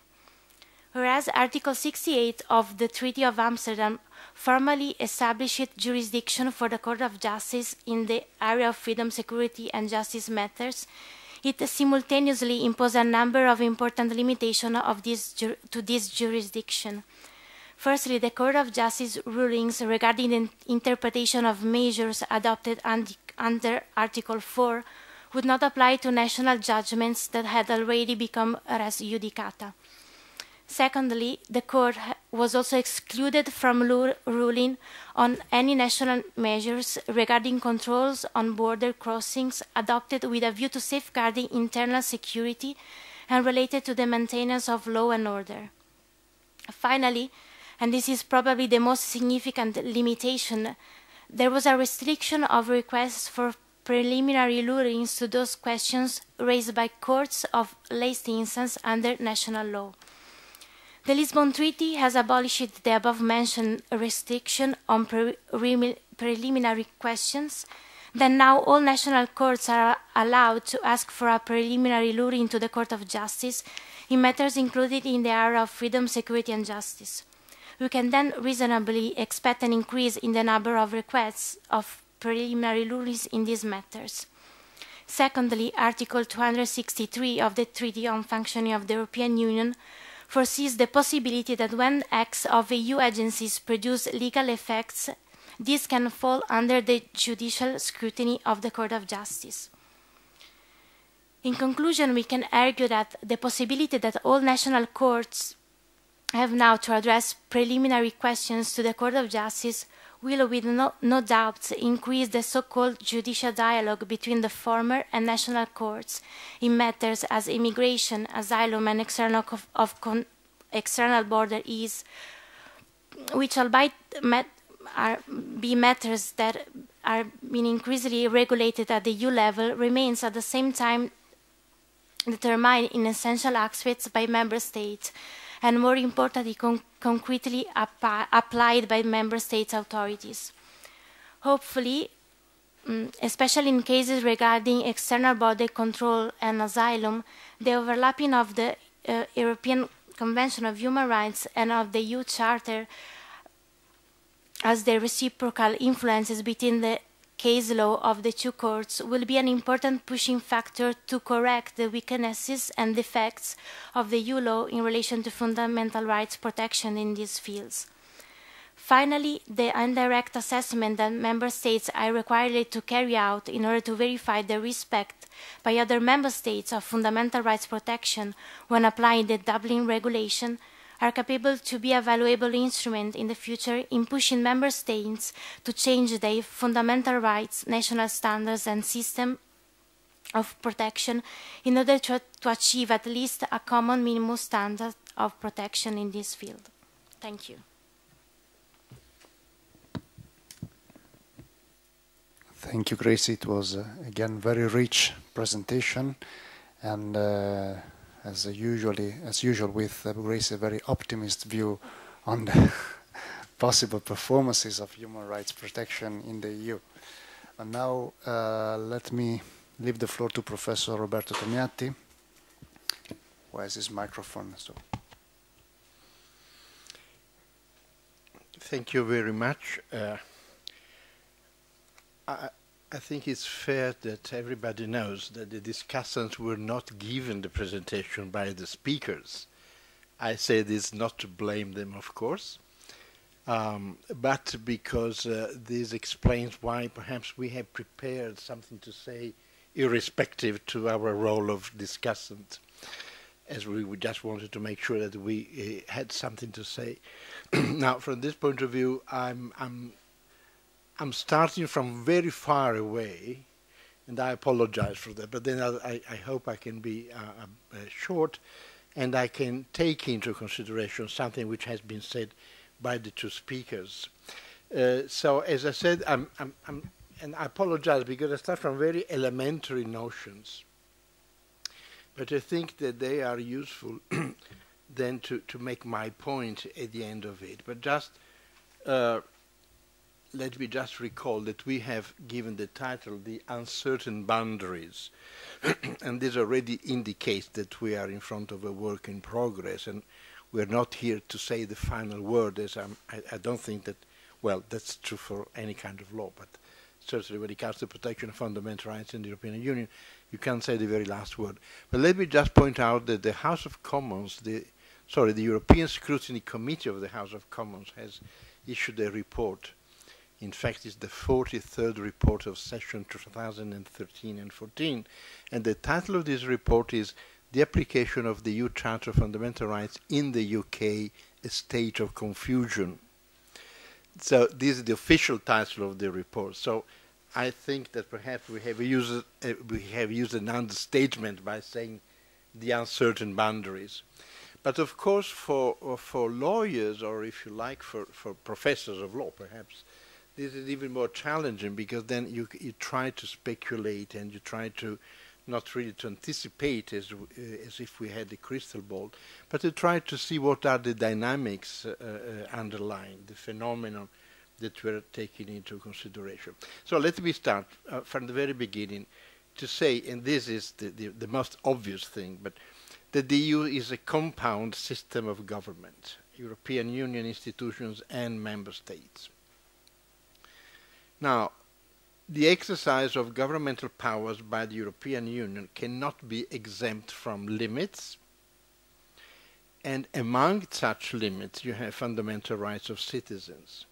So, well before the Charter, well before Article 6 of the Treaty, the issue of protection of fundamental rights within the European community was raised by practice, not by political will. I say often that protection of fundamental rights in the European legal system is an unexpected outcome of the effectiveness of governmental powers which have been given by the principle of conferral, but which have enjoyed and do enjoy some relevant degree of effectiveness. So, how to limit the governmental powers of the... Now I say European Union, but you know well that I refer also to the period when the European Union was just a European community. So the European Union was unable to borrow fundamental rights of citizens of member states, if not for a number of reasons, one of the reasons being that fundamental rights in the different member states were different, were not the same rights. And so it was decided to have its own set of fundamental rights as limits to the governmental powers of the European Union. Now the point, why do I say that it was an unexpected outcome, and perhaps I agree with what also Damien said earlier.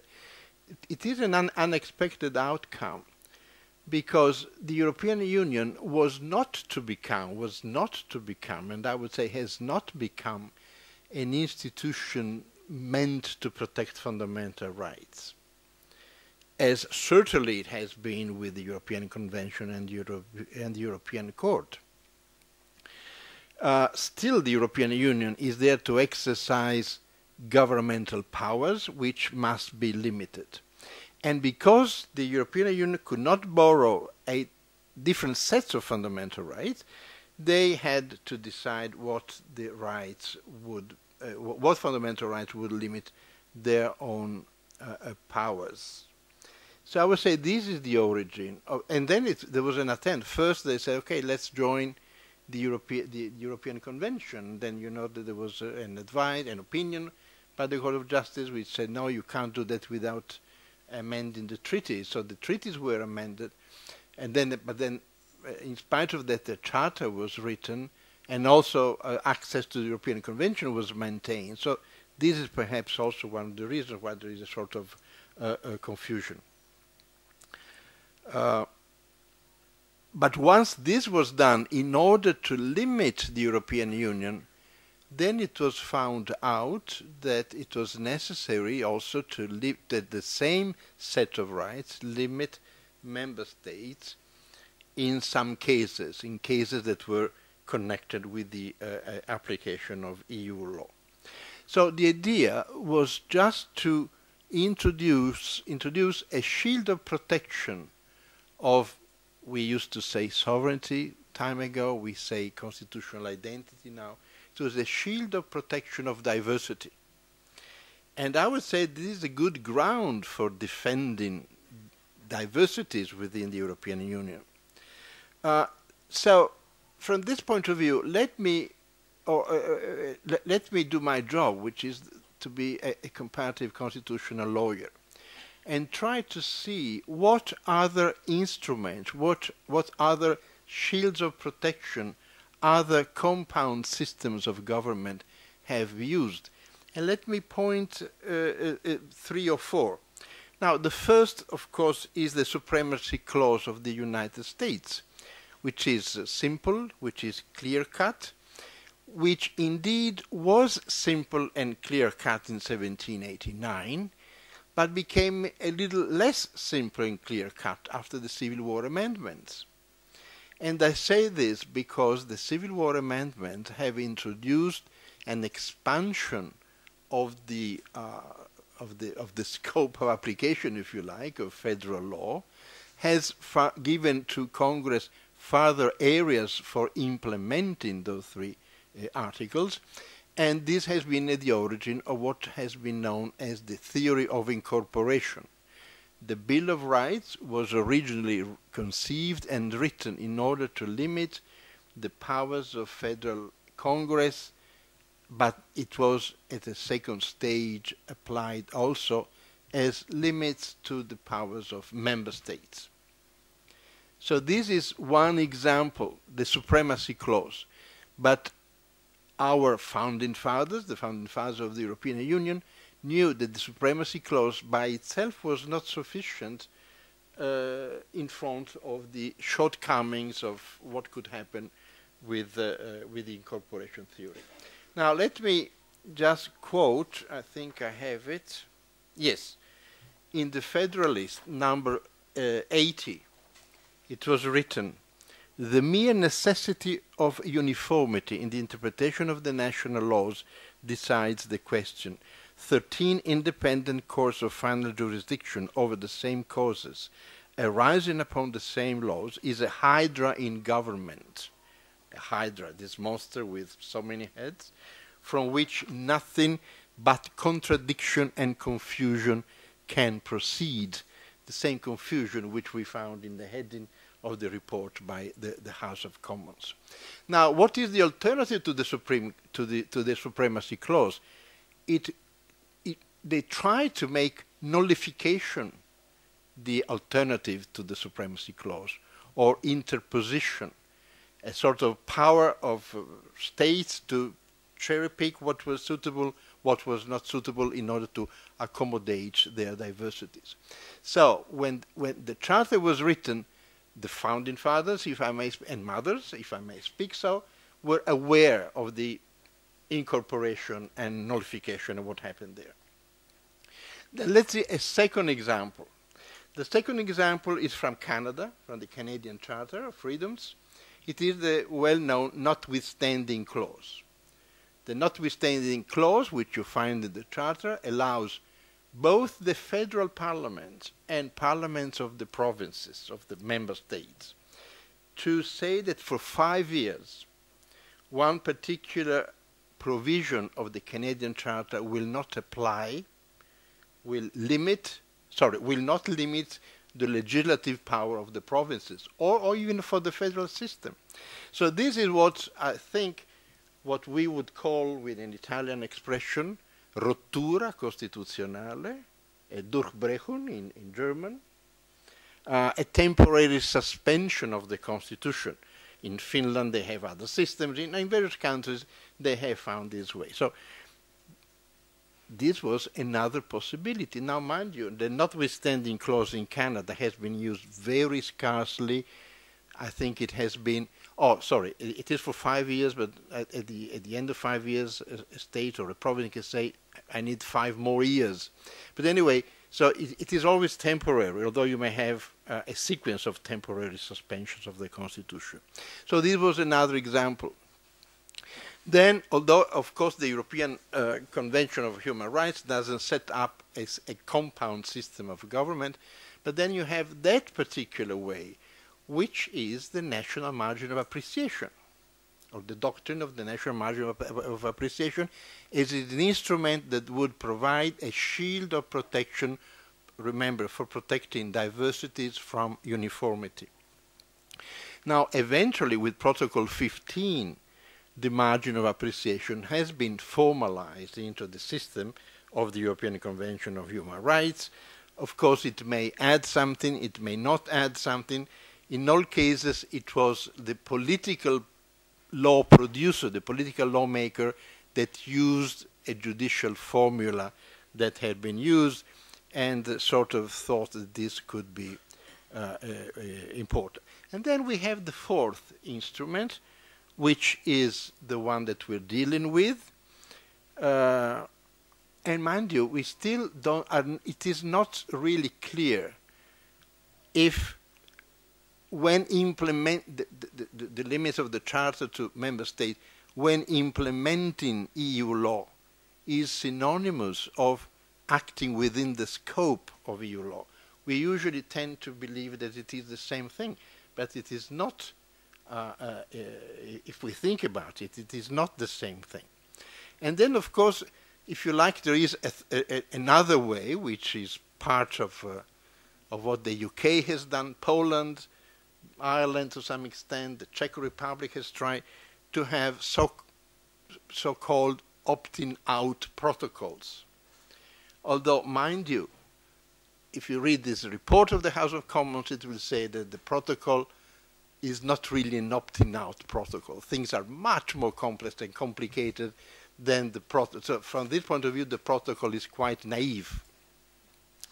So why did I go through all this? Because and then one last provocative point, and then I quit. I had to draw some conclusions and then I quit. We like to think, at least on the continent, but of course we always quote the UK, so you're also in the same boat. We always like to think that courts defend fundamental rights. I always insist in saying that I don't think that it is the job of courts to protect fundamental rights. I think that it is the job of courts to protect the law, to implement the law. The problem is that very often parliaments violate fundamental rights. And this is why courts appear to be defenders of fundamental rights. Let me just quote a small thing. The Organization for Security and Cooperation in Europe has established a High Commissioner, Jens Velk knows this very well, on national minorities. And I worked, by the way, with Jan de Groof, who is a dear friend of Gracien Lauwers, with the very first commissioner of the OSCE on national minorities. And he always insisted saying, I'm not the commissioner for national minorities, but I'm the commissioner on national minorities, which meant that he was not there to support national minorities under all circumstances. He was there to enforce the law, to prevent conflicts, if you like, but always by enforcing the law. So courts are not there to protect fundamental rights. They're there to enforce the law, and when the lawmaker violates the rights, then, and here's the issue of remedies, then courts come to restore things. Why is this important? Simply, I think, because it would be quite difficult to imagine that the center or the focus of protection of fundamental rights can ever be only one court. So that we have to distinguish. Of course, it is more complex and complicated, but I think that it is part of the game of what is called multi-level, and I call multidimensional protection of fundamental rights, to rely on this, as long as we believe that there is the need for a shield of protection for diversities against uniformity, which is the dilemma, communitarism and universalism, of which Damien has spoken earlier. What is my final point? My final point is that perhaps we have to rely more, to have uniform protection of fundamental rights in Europe may be a desired goal, or maybe an unexpected outcome. At the moment, I think it is more likely to be an unexpected outcome rather than a desired, willful goal. How can you achieve this? I would rely more on national courts rather than on the European Court of Justice. In other words, I think that a court having two sets of rules, although each set of rules is meant for different situations, but still it is difficult to manage two sets of rules. And a national court may be inclined to interpret domestic legislation more and more in conformity with either one of the two sets of European rules. And as we know, there is an expansion in the field of application there is an expansion of the matters in which you have directly or indirectly law of the European Union. It may be just not a matter of a big intellectual commitment to try to interpret domestic law more in line with that. Then also, let me recall some trend towards the comparative method in judicial reasoning and law enforcement. And this also may be an instrument that encourages the judicial systems of member states to converge to some extent to a common understanding on fundamental rights. But then you see, this will I would say, extinguish the need for a shield of protection of diversities from uniformity. So it may be a little bit paradoxical. One more element which was mentioned in the presentation of the conference, although it doesn't appear on this particular program. Not only the margin of appreciation has been formalized in Protocol 15, but in Protocol 16, the advisory opinion from the European Court of Human Rights has been introduced. And highest courts of member states are those who may request. And although such advisory opinions are not binding, at least not formally binding, I think that the practice of sending in requests for advisory opinions to Strasbourg and the answer from Strasbourg will once again contribute to making homogeneous the interpretation of domestic law by domestic courts. So I think that assessing the state of the art is very difficult now. At the moment, we really have many uncertainties.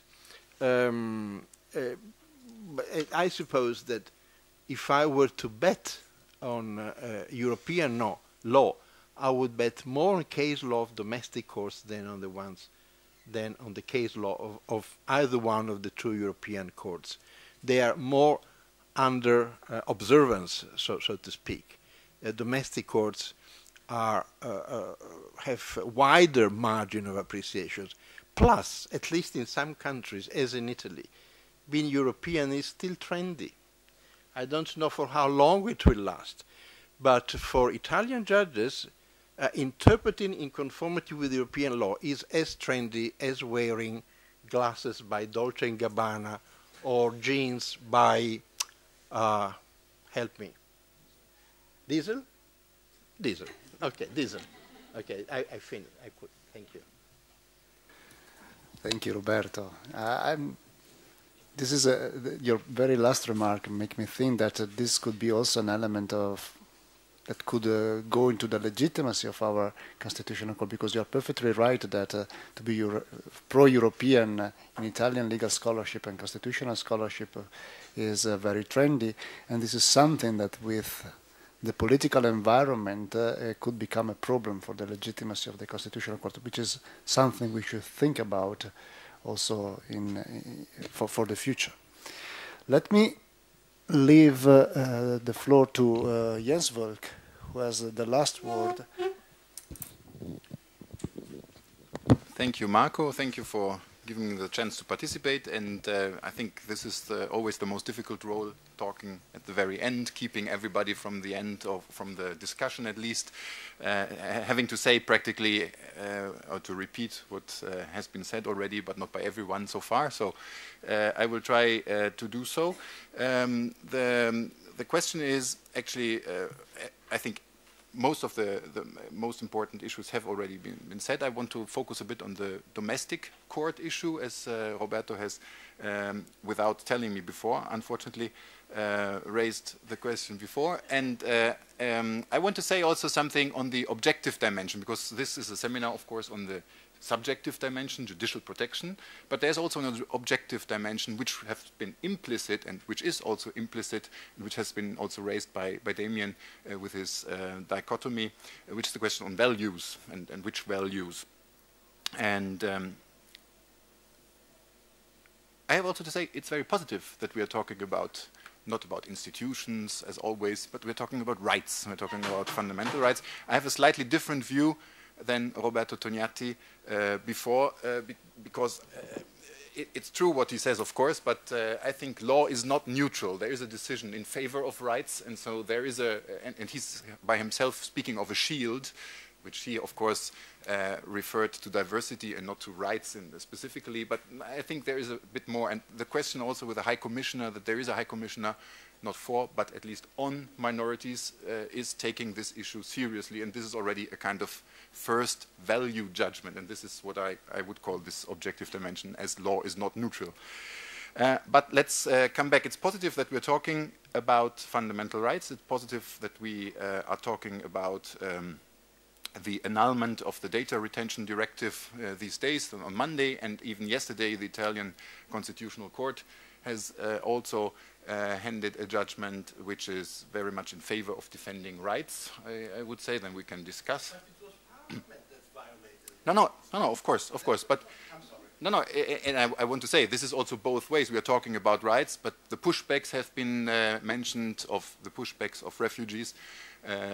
Respingimenti have been mentioned by Gracie, and there is currently a debate where one political party is very much favoring this, which has been judged in violation of the convention as a means of resolving this political crisis. So it's always both ways, of course, this issue of rights. I have to say we have very ingenuously maybe published and had a seminar 12 years ago, I think, on the Charter on Fundamental Rights, and then we have published a book. Actually, not the book has been issued 12 years ago, and I have taken it back into my hands, and it's much more about the contents of the rights, very, very few things on these issues, also because the Charter was not legally binding that days.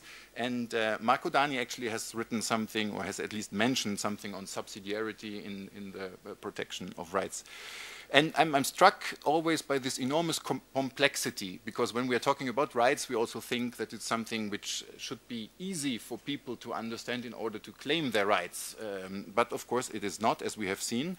I've already mentioned the dimension, which I will come back to afterwards, of the objective dimension, which is very present in the treaty now with Article 2.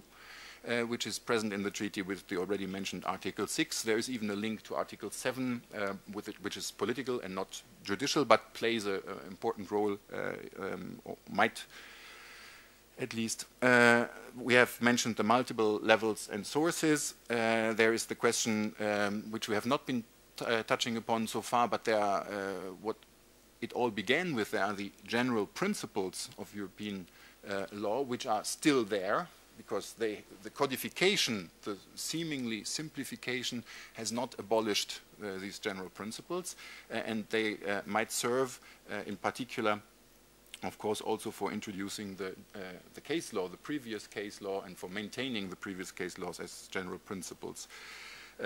Supremacy issues, the relationship which has also been touched upon between fundamental rights and economic freedoms, the objectives of economic integration and different logics of the treaty, and the question of rights and principles in the Charter, this distinction whether which can be directly applied. So again, there is a distinction to be made. And I can continue so far. I just want to mention two further things. One is the judicial protection, which we are talking about, and in part this has been touched upon, the differences in the remedies, in the approach to courts. And this I want to come back afterwards when I'm talking on the domestic court, and in particular the German one, because, of course, we have annulment procedures and preliminary reference procedure, but we do not have a direct approach for defending rights. And the other thing is an issue on substance. I want to mention as the last element of complexity, but this was only a selection. We could continue, of course. The last element would be the extreme openness of the matter. Practically everything can be claimed as a violation of fundamental rights, because at least there is a kind of personal liberty which can be infringed upon, or we have had already a lot of examples, and we see that this is a very extensive subject matter which can be raised, and as Roberta said, these issues have actually been raised in practice because they are very open to controversy. And okay, and now I would say that I have attended a conference last year in Vienna at the Constitutional Court on similar matters, and there was great worry in the German-speaking world, and this was an Austrian conference, so the Germans were only guests and few. But anyway, there has been a very great preoccupation with this evolution, counterbalanced in a way by the observation, maybe the desire that the European Court of Justice would or is about to become a full-fledged fundamental rights court. So this is again a provocation to what you said before.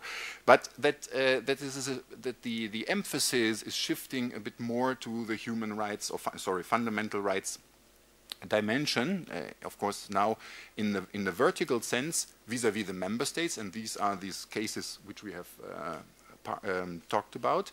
And this I want to say something about these also afterwards on the extension in the horizontal direction, as Roberto Tognati said, vis-à-vis the parliament, vis-à-vis the union legislator. So that for the first time there are now judgments which actually ask the respect of fundamental rights also vis-à-vis the union legislator, and the most important case maybe is the last one of this week with the data retention directive. So there's a control, there's a maybe even, so this enthusiasm of course, a push towards a new wave of constitutionalization due to this function, emphasis in the function of the court. And we can also look into the quantity. I have found 43 decisions by the Court of Justice in 2011 in which the Charter is used and quoted. 2012 it were 87, so it seems even to increase. And we have similar figures, slightly lower, with these preliminary reference rulings brought to by domestic courts. So, but then, of course, boundaries. And here the main topic and the main preoccupation is certainly the implementation of EU law through the member states. And I don't want to repeat what has already been said. Implementation of EU law is not the same as application, even in the wording. But then if you look at this, is the wording actually meant to be a limitation? This is probably not the case, because anyway, a mere union competence is not sufficient for applying the Charter, but you need also action, you need exercise of this competence, and the treaty rank alone is probably not it. It's a bit like with Article 117 in the Italian constitutions. You have the obligations as limits, but only in case you do something. And here's the problem with the judgments which have been mentioned, Ackerberg-Franson in particular, that the court does not explain what is implementation according to the court in this judgment, but is referring rather to soft parameter like a directive, a reference to a directive and a general EU interest. And the other problem is also that we are not with an either and or alternative here, or a complete substitution, but even in the Ackerberg-Franson case, the court leaves some margin also for the national judges, because again, the national judge applies the law, and the court cannot, of course, totally substitute.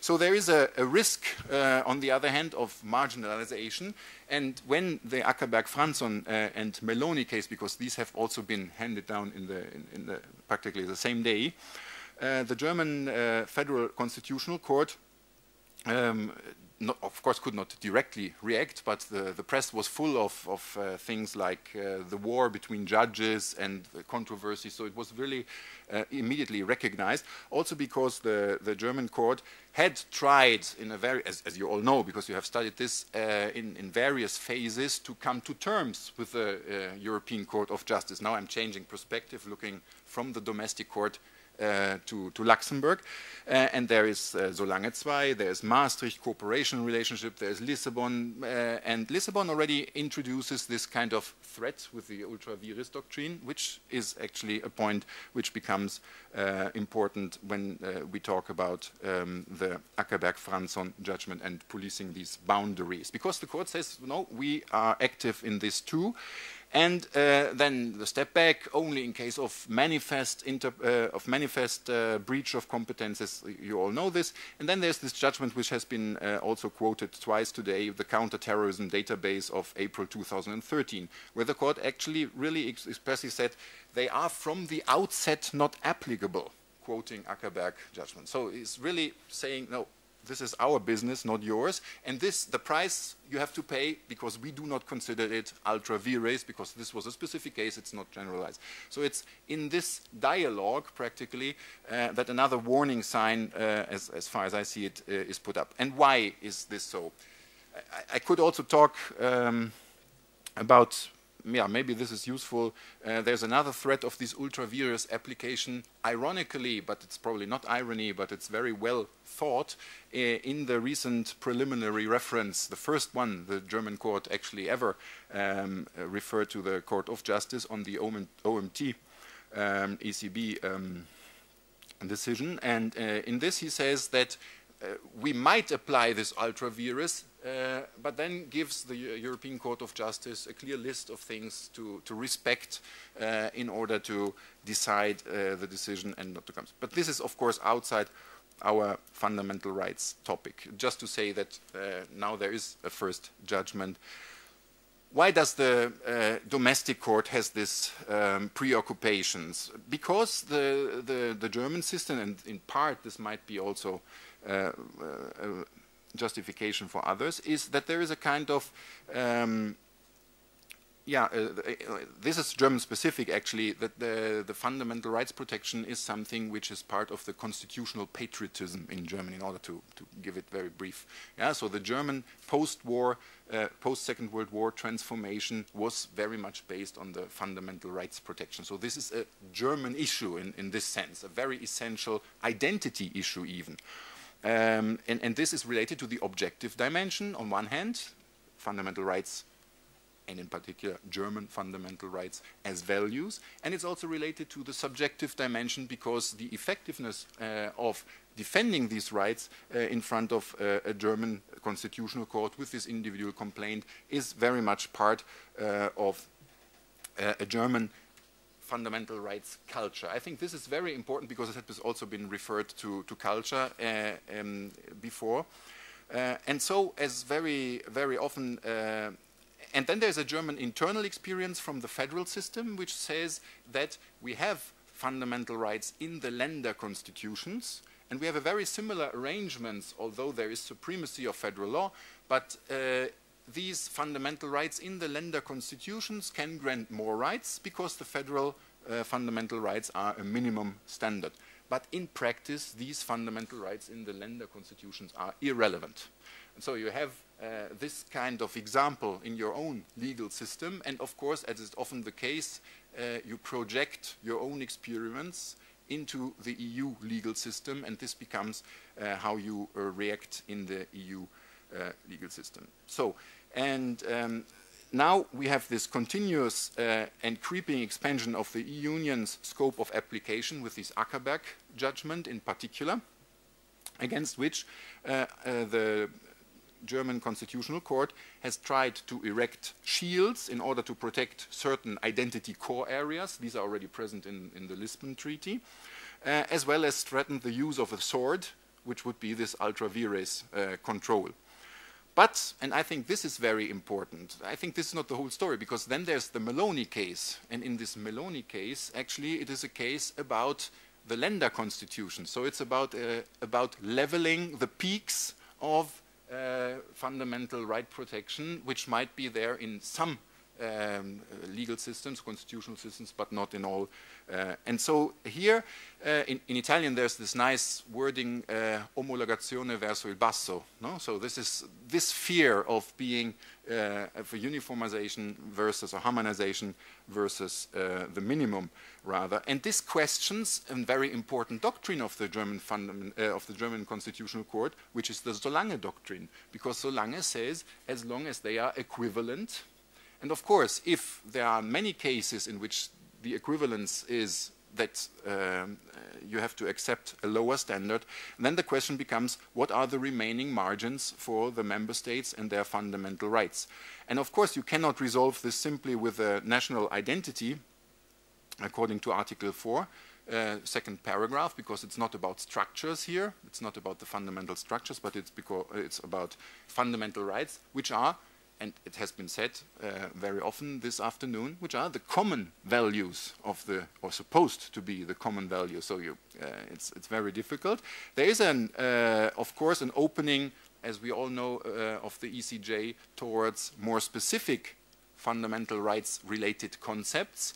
And this is interesting because this is not vis-à-vis national fundamental rights, but it's national fundamental rights vis-à-vis fundamental economic freedom. So it's the other part of the discussion objectives of integration, which is, of course, the Omega case, but also the Sein-Wittgenstein case, in which the Fundamental Rights Charter is also mentioned. So the first essential question, I think, is how much room is left for the domestic courts? So this, in order to reply to Roberto Tognatti, is the Charter really a minimum, or is the Meloni case indicating that the Charter might have the consequence of making the national domestic catalogues largely irrelevant, at least in practice, as the Länder constitutions? And the second essential question would be, who decides? Always the question in this dialogue of judges, who has the last word? So shall the field be left to the European Court of Justice? I would say, and also replying to you, that the intensified dialogue, or the intensification of the dialogue also to the preliminary rulings and reference procedures which are now used by the Italian court and also by even by the German court, seems to indicate that especially these two courts have understood that isolation is not a solution, no? As you were suggesting also with your examples, but that the court has to do something and to enter in direct contact. The court must struggle in a way. And this, just 1 minute for the objective dimension, because I'm probably already over time. This is the question of the horizontal dimension. So what the Charter was originally also at least declared to be adopted for. So it should give guidelines regarding the activities of the EU institutions, should apply also to the EU institutions itself. And there are some interesting activities by the Commission. There's a strategy of 2010 for the effective implementation of the Fundamental Rights Charter. There are annual reports by the Commission on the application of the Charter, which seem to take rights more seriously, also giving indications on how the fundamental rights shall concretely be considered in the motivation of legal acts, a bit like the subsidiarity principle and discussion. So there is, I think, also this side of a Europeanization of national traditions and achievement. And yeah, I think I'll stop here. Thank you.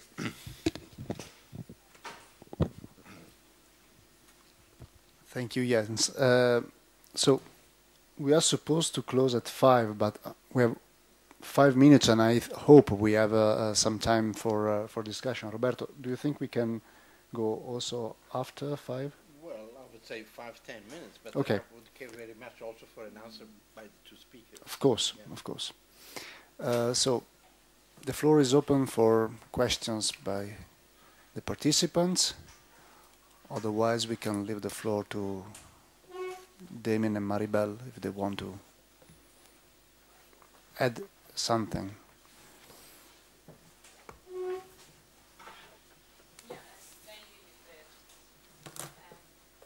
Okay, yes, just to point out that when we talk about taking rights seriously and fundamental rights, I have written here a few things. One of them is that the data retention case, I think, is a great case, because actually the decision of the court could not properly protect the rights. So, I mean, without an ECJ, you may protect to a certain extent the rights, but afterwards, not even in Germany, even provided that your citizens could never travel out of Germany. So that's why I think that in certain cases, and courts don't know which cases are, because they're supposed to know the law, they have to accept that they have a limit, even an objective one, as that they cannot declare null that rule. That's what I meant. And as well, I have to say that, for example, in several cases, I have many doubts about what the proper aims of the courts are. Because, for example, in the European arrest warrant, I think it's a great case. Because at the beginning, the Commission was very worried that, and if you read the reports of the Commissions, you find it, ordinary courts will try to impose their own rights and the European arrest warrant won't work out. It turns out judges apply the law. And the last report was, we are very worried that the judges are asking for too many European arrest warrants. So it's right the opposite to one. And if we go through the main decisions taken in Europe related to European arrest warrant, but several constitutional courts, I'm not so certain about fundamental rights, but about sovereignty, because they were worried about the extradition of their own nationals. And I have problems to think that is just fundamental rights problem, because they were preoccupied just, now my nationals will be extradited, but all the other questions related to it, they were outside of the judgment. So we haven't seen the constitutional court stating, we have here a problem because this foreign, no, that's part of the point. Actually, it's perhaps a cultural question. Perhaps for somebody from certain countries, it's my court will protect better my rights, but let me tell you that in Spain it's really a trendy topic to be pro-European, because we think, okay, ECJ or Constitutional Court, okay, I will reach ECJ. And that's what many ordinary courts are doing. So actually, it is fine, it's great that constitutional identity has been raised, because, for example, education is a good example. In any federal and regional states is always a key problem. And normally education lies on regional states because it's supposed to be something to do with culture. And as it has been already said, constitutional identity is a shield, but it's as well as a sword. And it can be used. How far it can go? I think it can be used scarcely, but it has much to say. Constitutional identity, some cases arrive to the court. Because in the Meloni case, the constitutional, the Advocate General watching to whether there was a question of constitutional identity. It was, for me, it was clear that it wasn't, but let me tell you that the Spanish government supported it wasn't, because constitutional identity is not only a question of the courts, it's as well a question of democratic powers. So that's another thing that has to be settled. Are the domestic courts the ones that have to decide what is constitutional identity of the country, or the democratic powers have something to say? Because, for example, in the data retention case, the applicants were 34,000 or something like that, and they asked for a preliminary ruling to the German Constitutional Court, and it didn't make it. So I want to say that, okay, we have been seeing that things are not so simple, but we have to, and I agree totally with you, that ECJ has much to learn. That's why I think that the European Court of Human Rights could be important, because it has the expertise and the ECJ has the strength. Let's just hope that it is able to let the other cards to guide him. But it's the one with the strength, and the charter was necessary. The liberty, security and justice is a great example. Everybody was so happy that now the ECJ at least has power, because otherwise we have laws without courts, and we know what that means for us lawyers. So that's what's everything.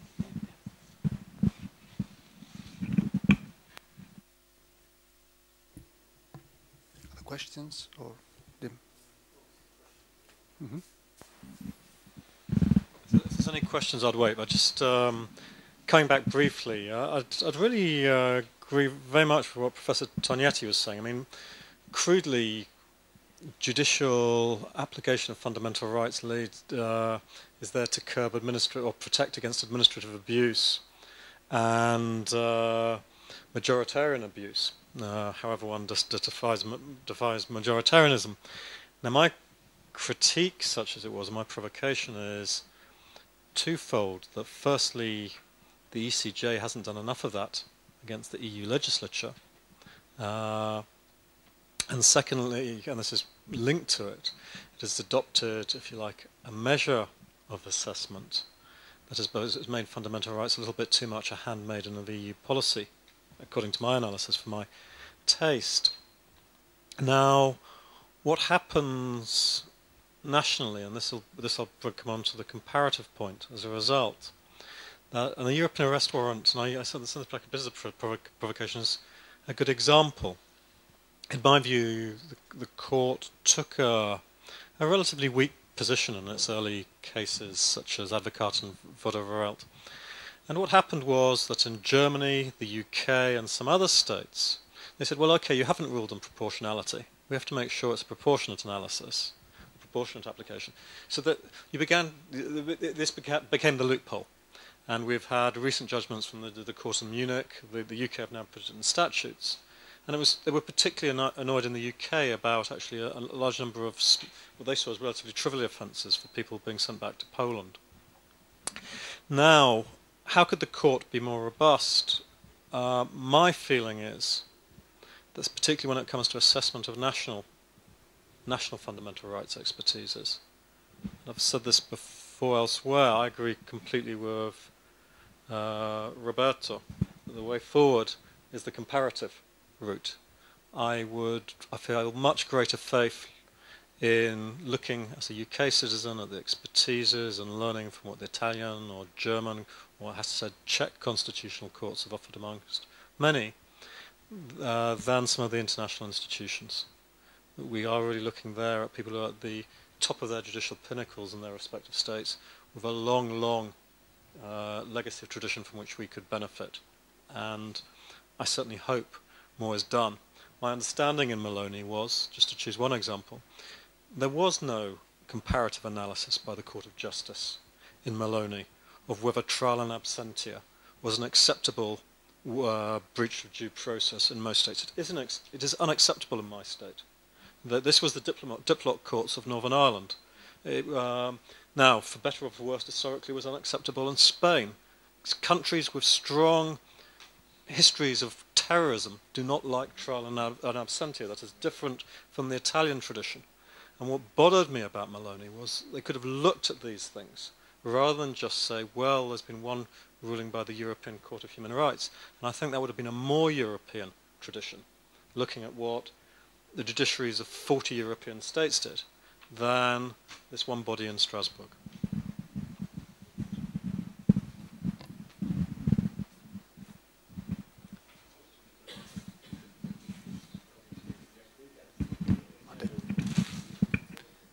Other questions? Yeah, when Damien, if I can put just a short remark, was speaking about Maloney, I think we have now, I was thinking about that, we have probably a bifurcated line of cases in the Court of Justice. We have cases like Maloney, in which the emphasis on effectiveness, uniformity, and the use of fundamental rights to back your objectives is still there. It is the good old, even if not so good, approach by the European Court of Justice to use fundamental rights as instruments to promote the objectives of integration. Probably the new case on data retention could be something we still need to look into it very carefully, but something which goes in a different direction, in which we have some attention, some more attention, and it is also interesting that the Court of Justice is becoming assertive not against the member state, as it usually does, but against the EU institutions.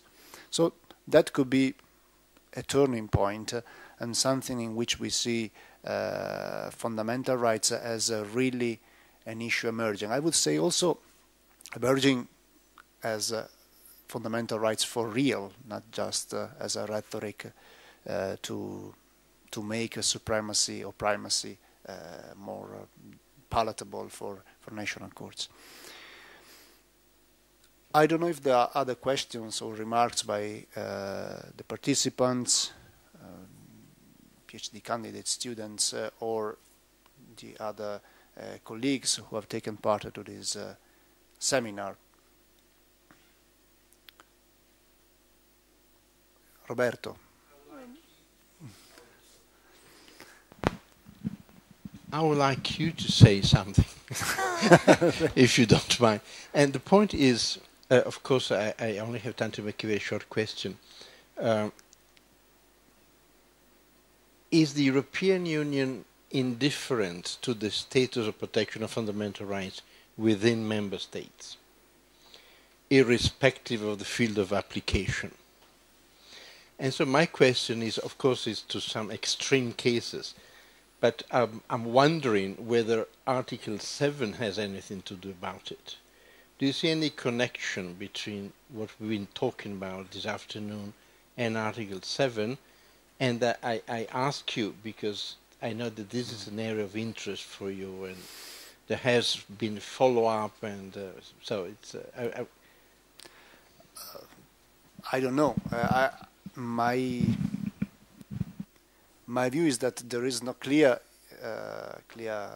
connection between the topic we were speaking about today and Article 7. Also because it seems to me that Article 7 is becoming just an article in the paper, but not something that it can be really enforced, mainly for political reasons. As long as, for instance, the Orban party, Fidesz, is part of the European People Party, nobody is taking him, nobody is activating Article 7 against the breaches of fundamental rights in Hungary.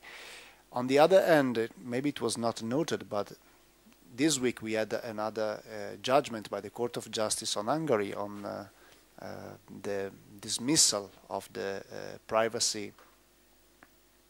the head of the privacy authority in Hungary, which is still a case. I've just printed the press release and I'm still to read into it, but what is interesting is that the only instrument employed for those breaches of fundamental rights is the infringement proceedings, which is, in my view, a rather dull instrument in that regard, because when we have dramatic, egregious violation of fundamental rights, the infringement proceeding is not the proper instrument to activate, not only to enforce your rights, but to activate some kind of political debate on those issues, which is something, by contrast, that Article 7 would allow. But we like it or not, in my view, I don't like this. The European Union does not seem ready to debate properly or effectively, because it has done in the European Parliament, but without real outcomes, the issue of the protection of fundamental rights when this kind of egregious violations are done at a national level.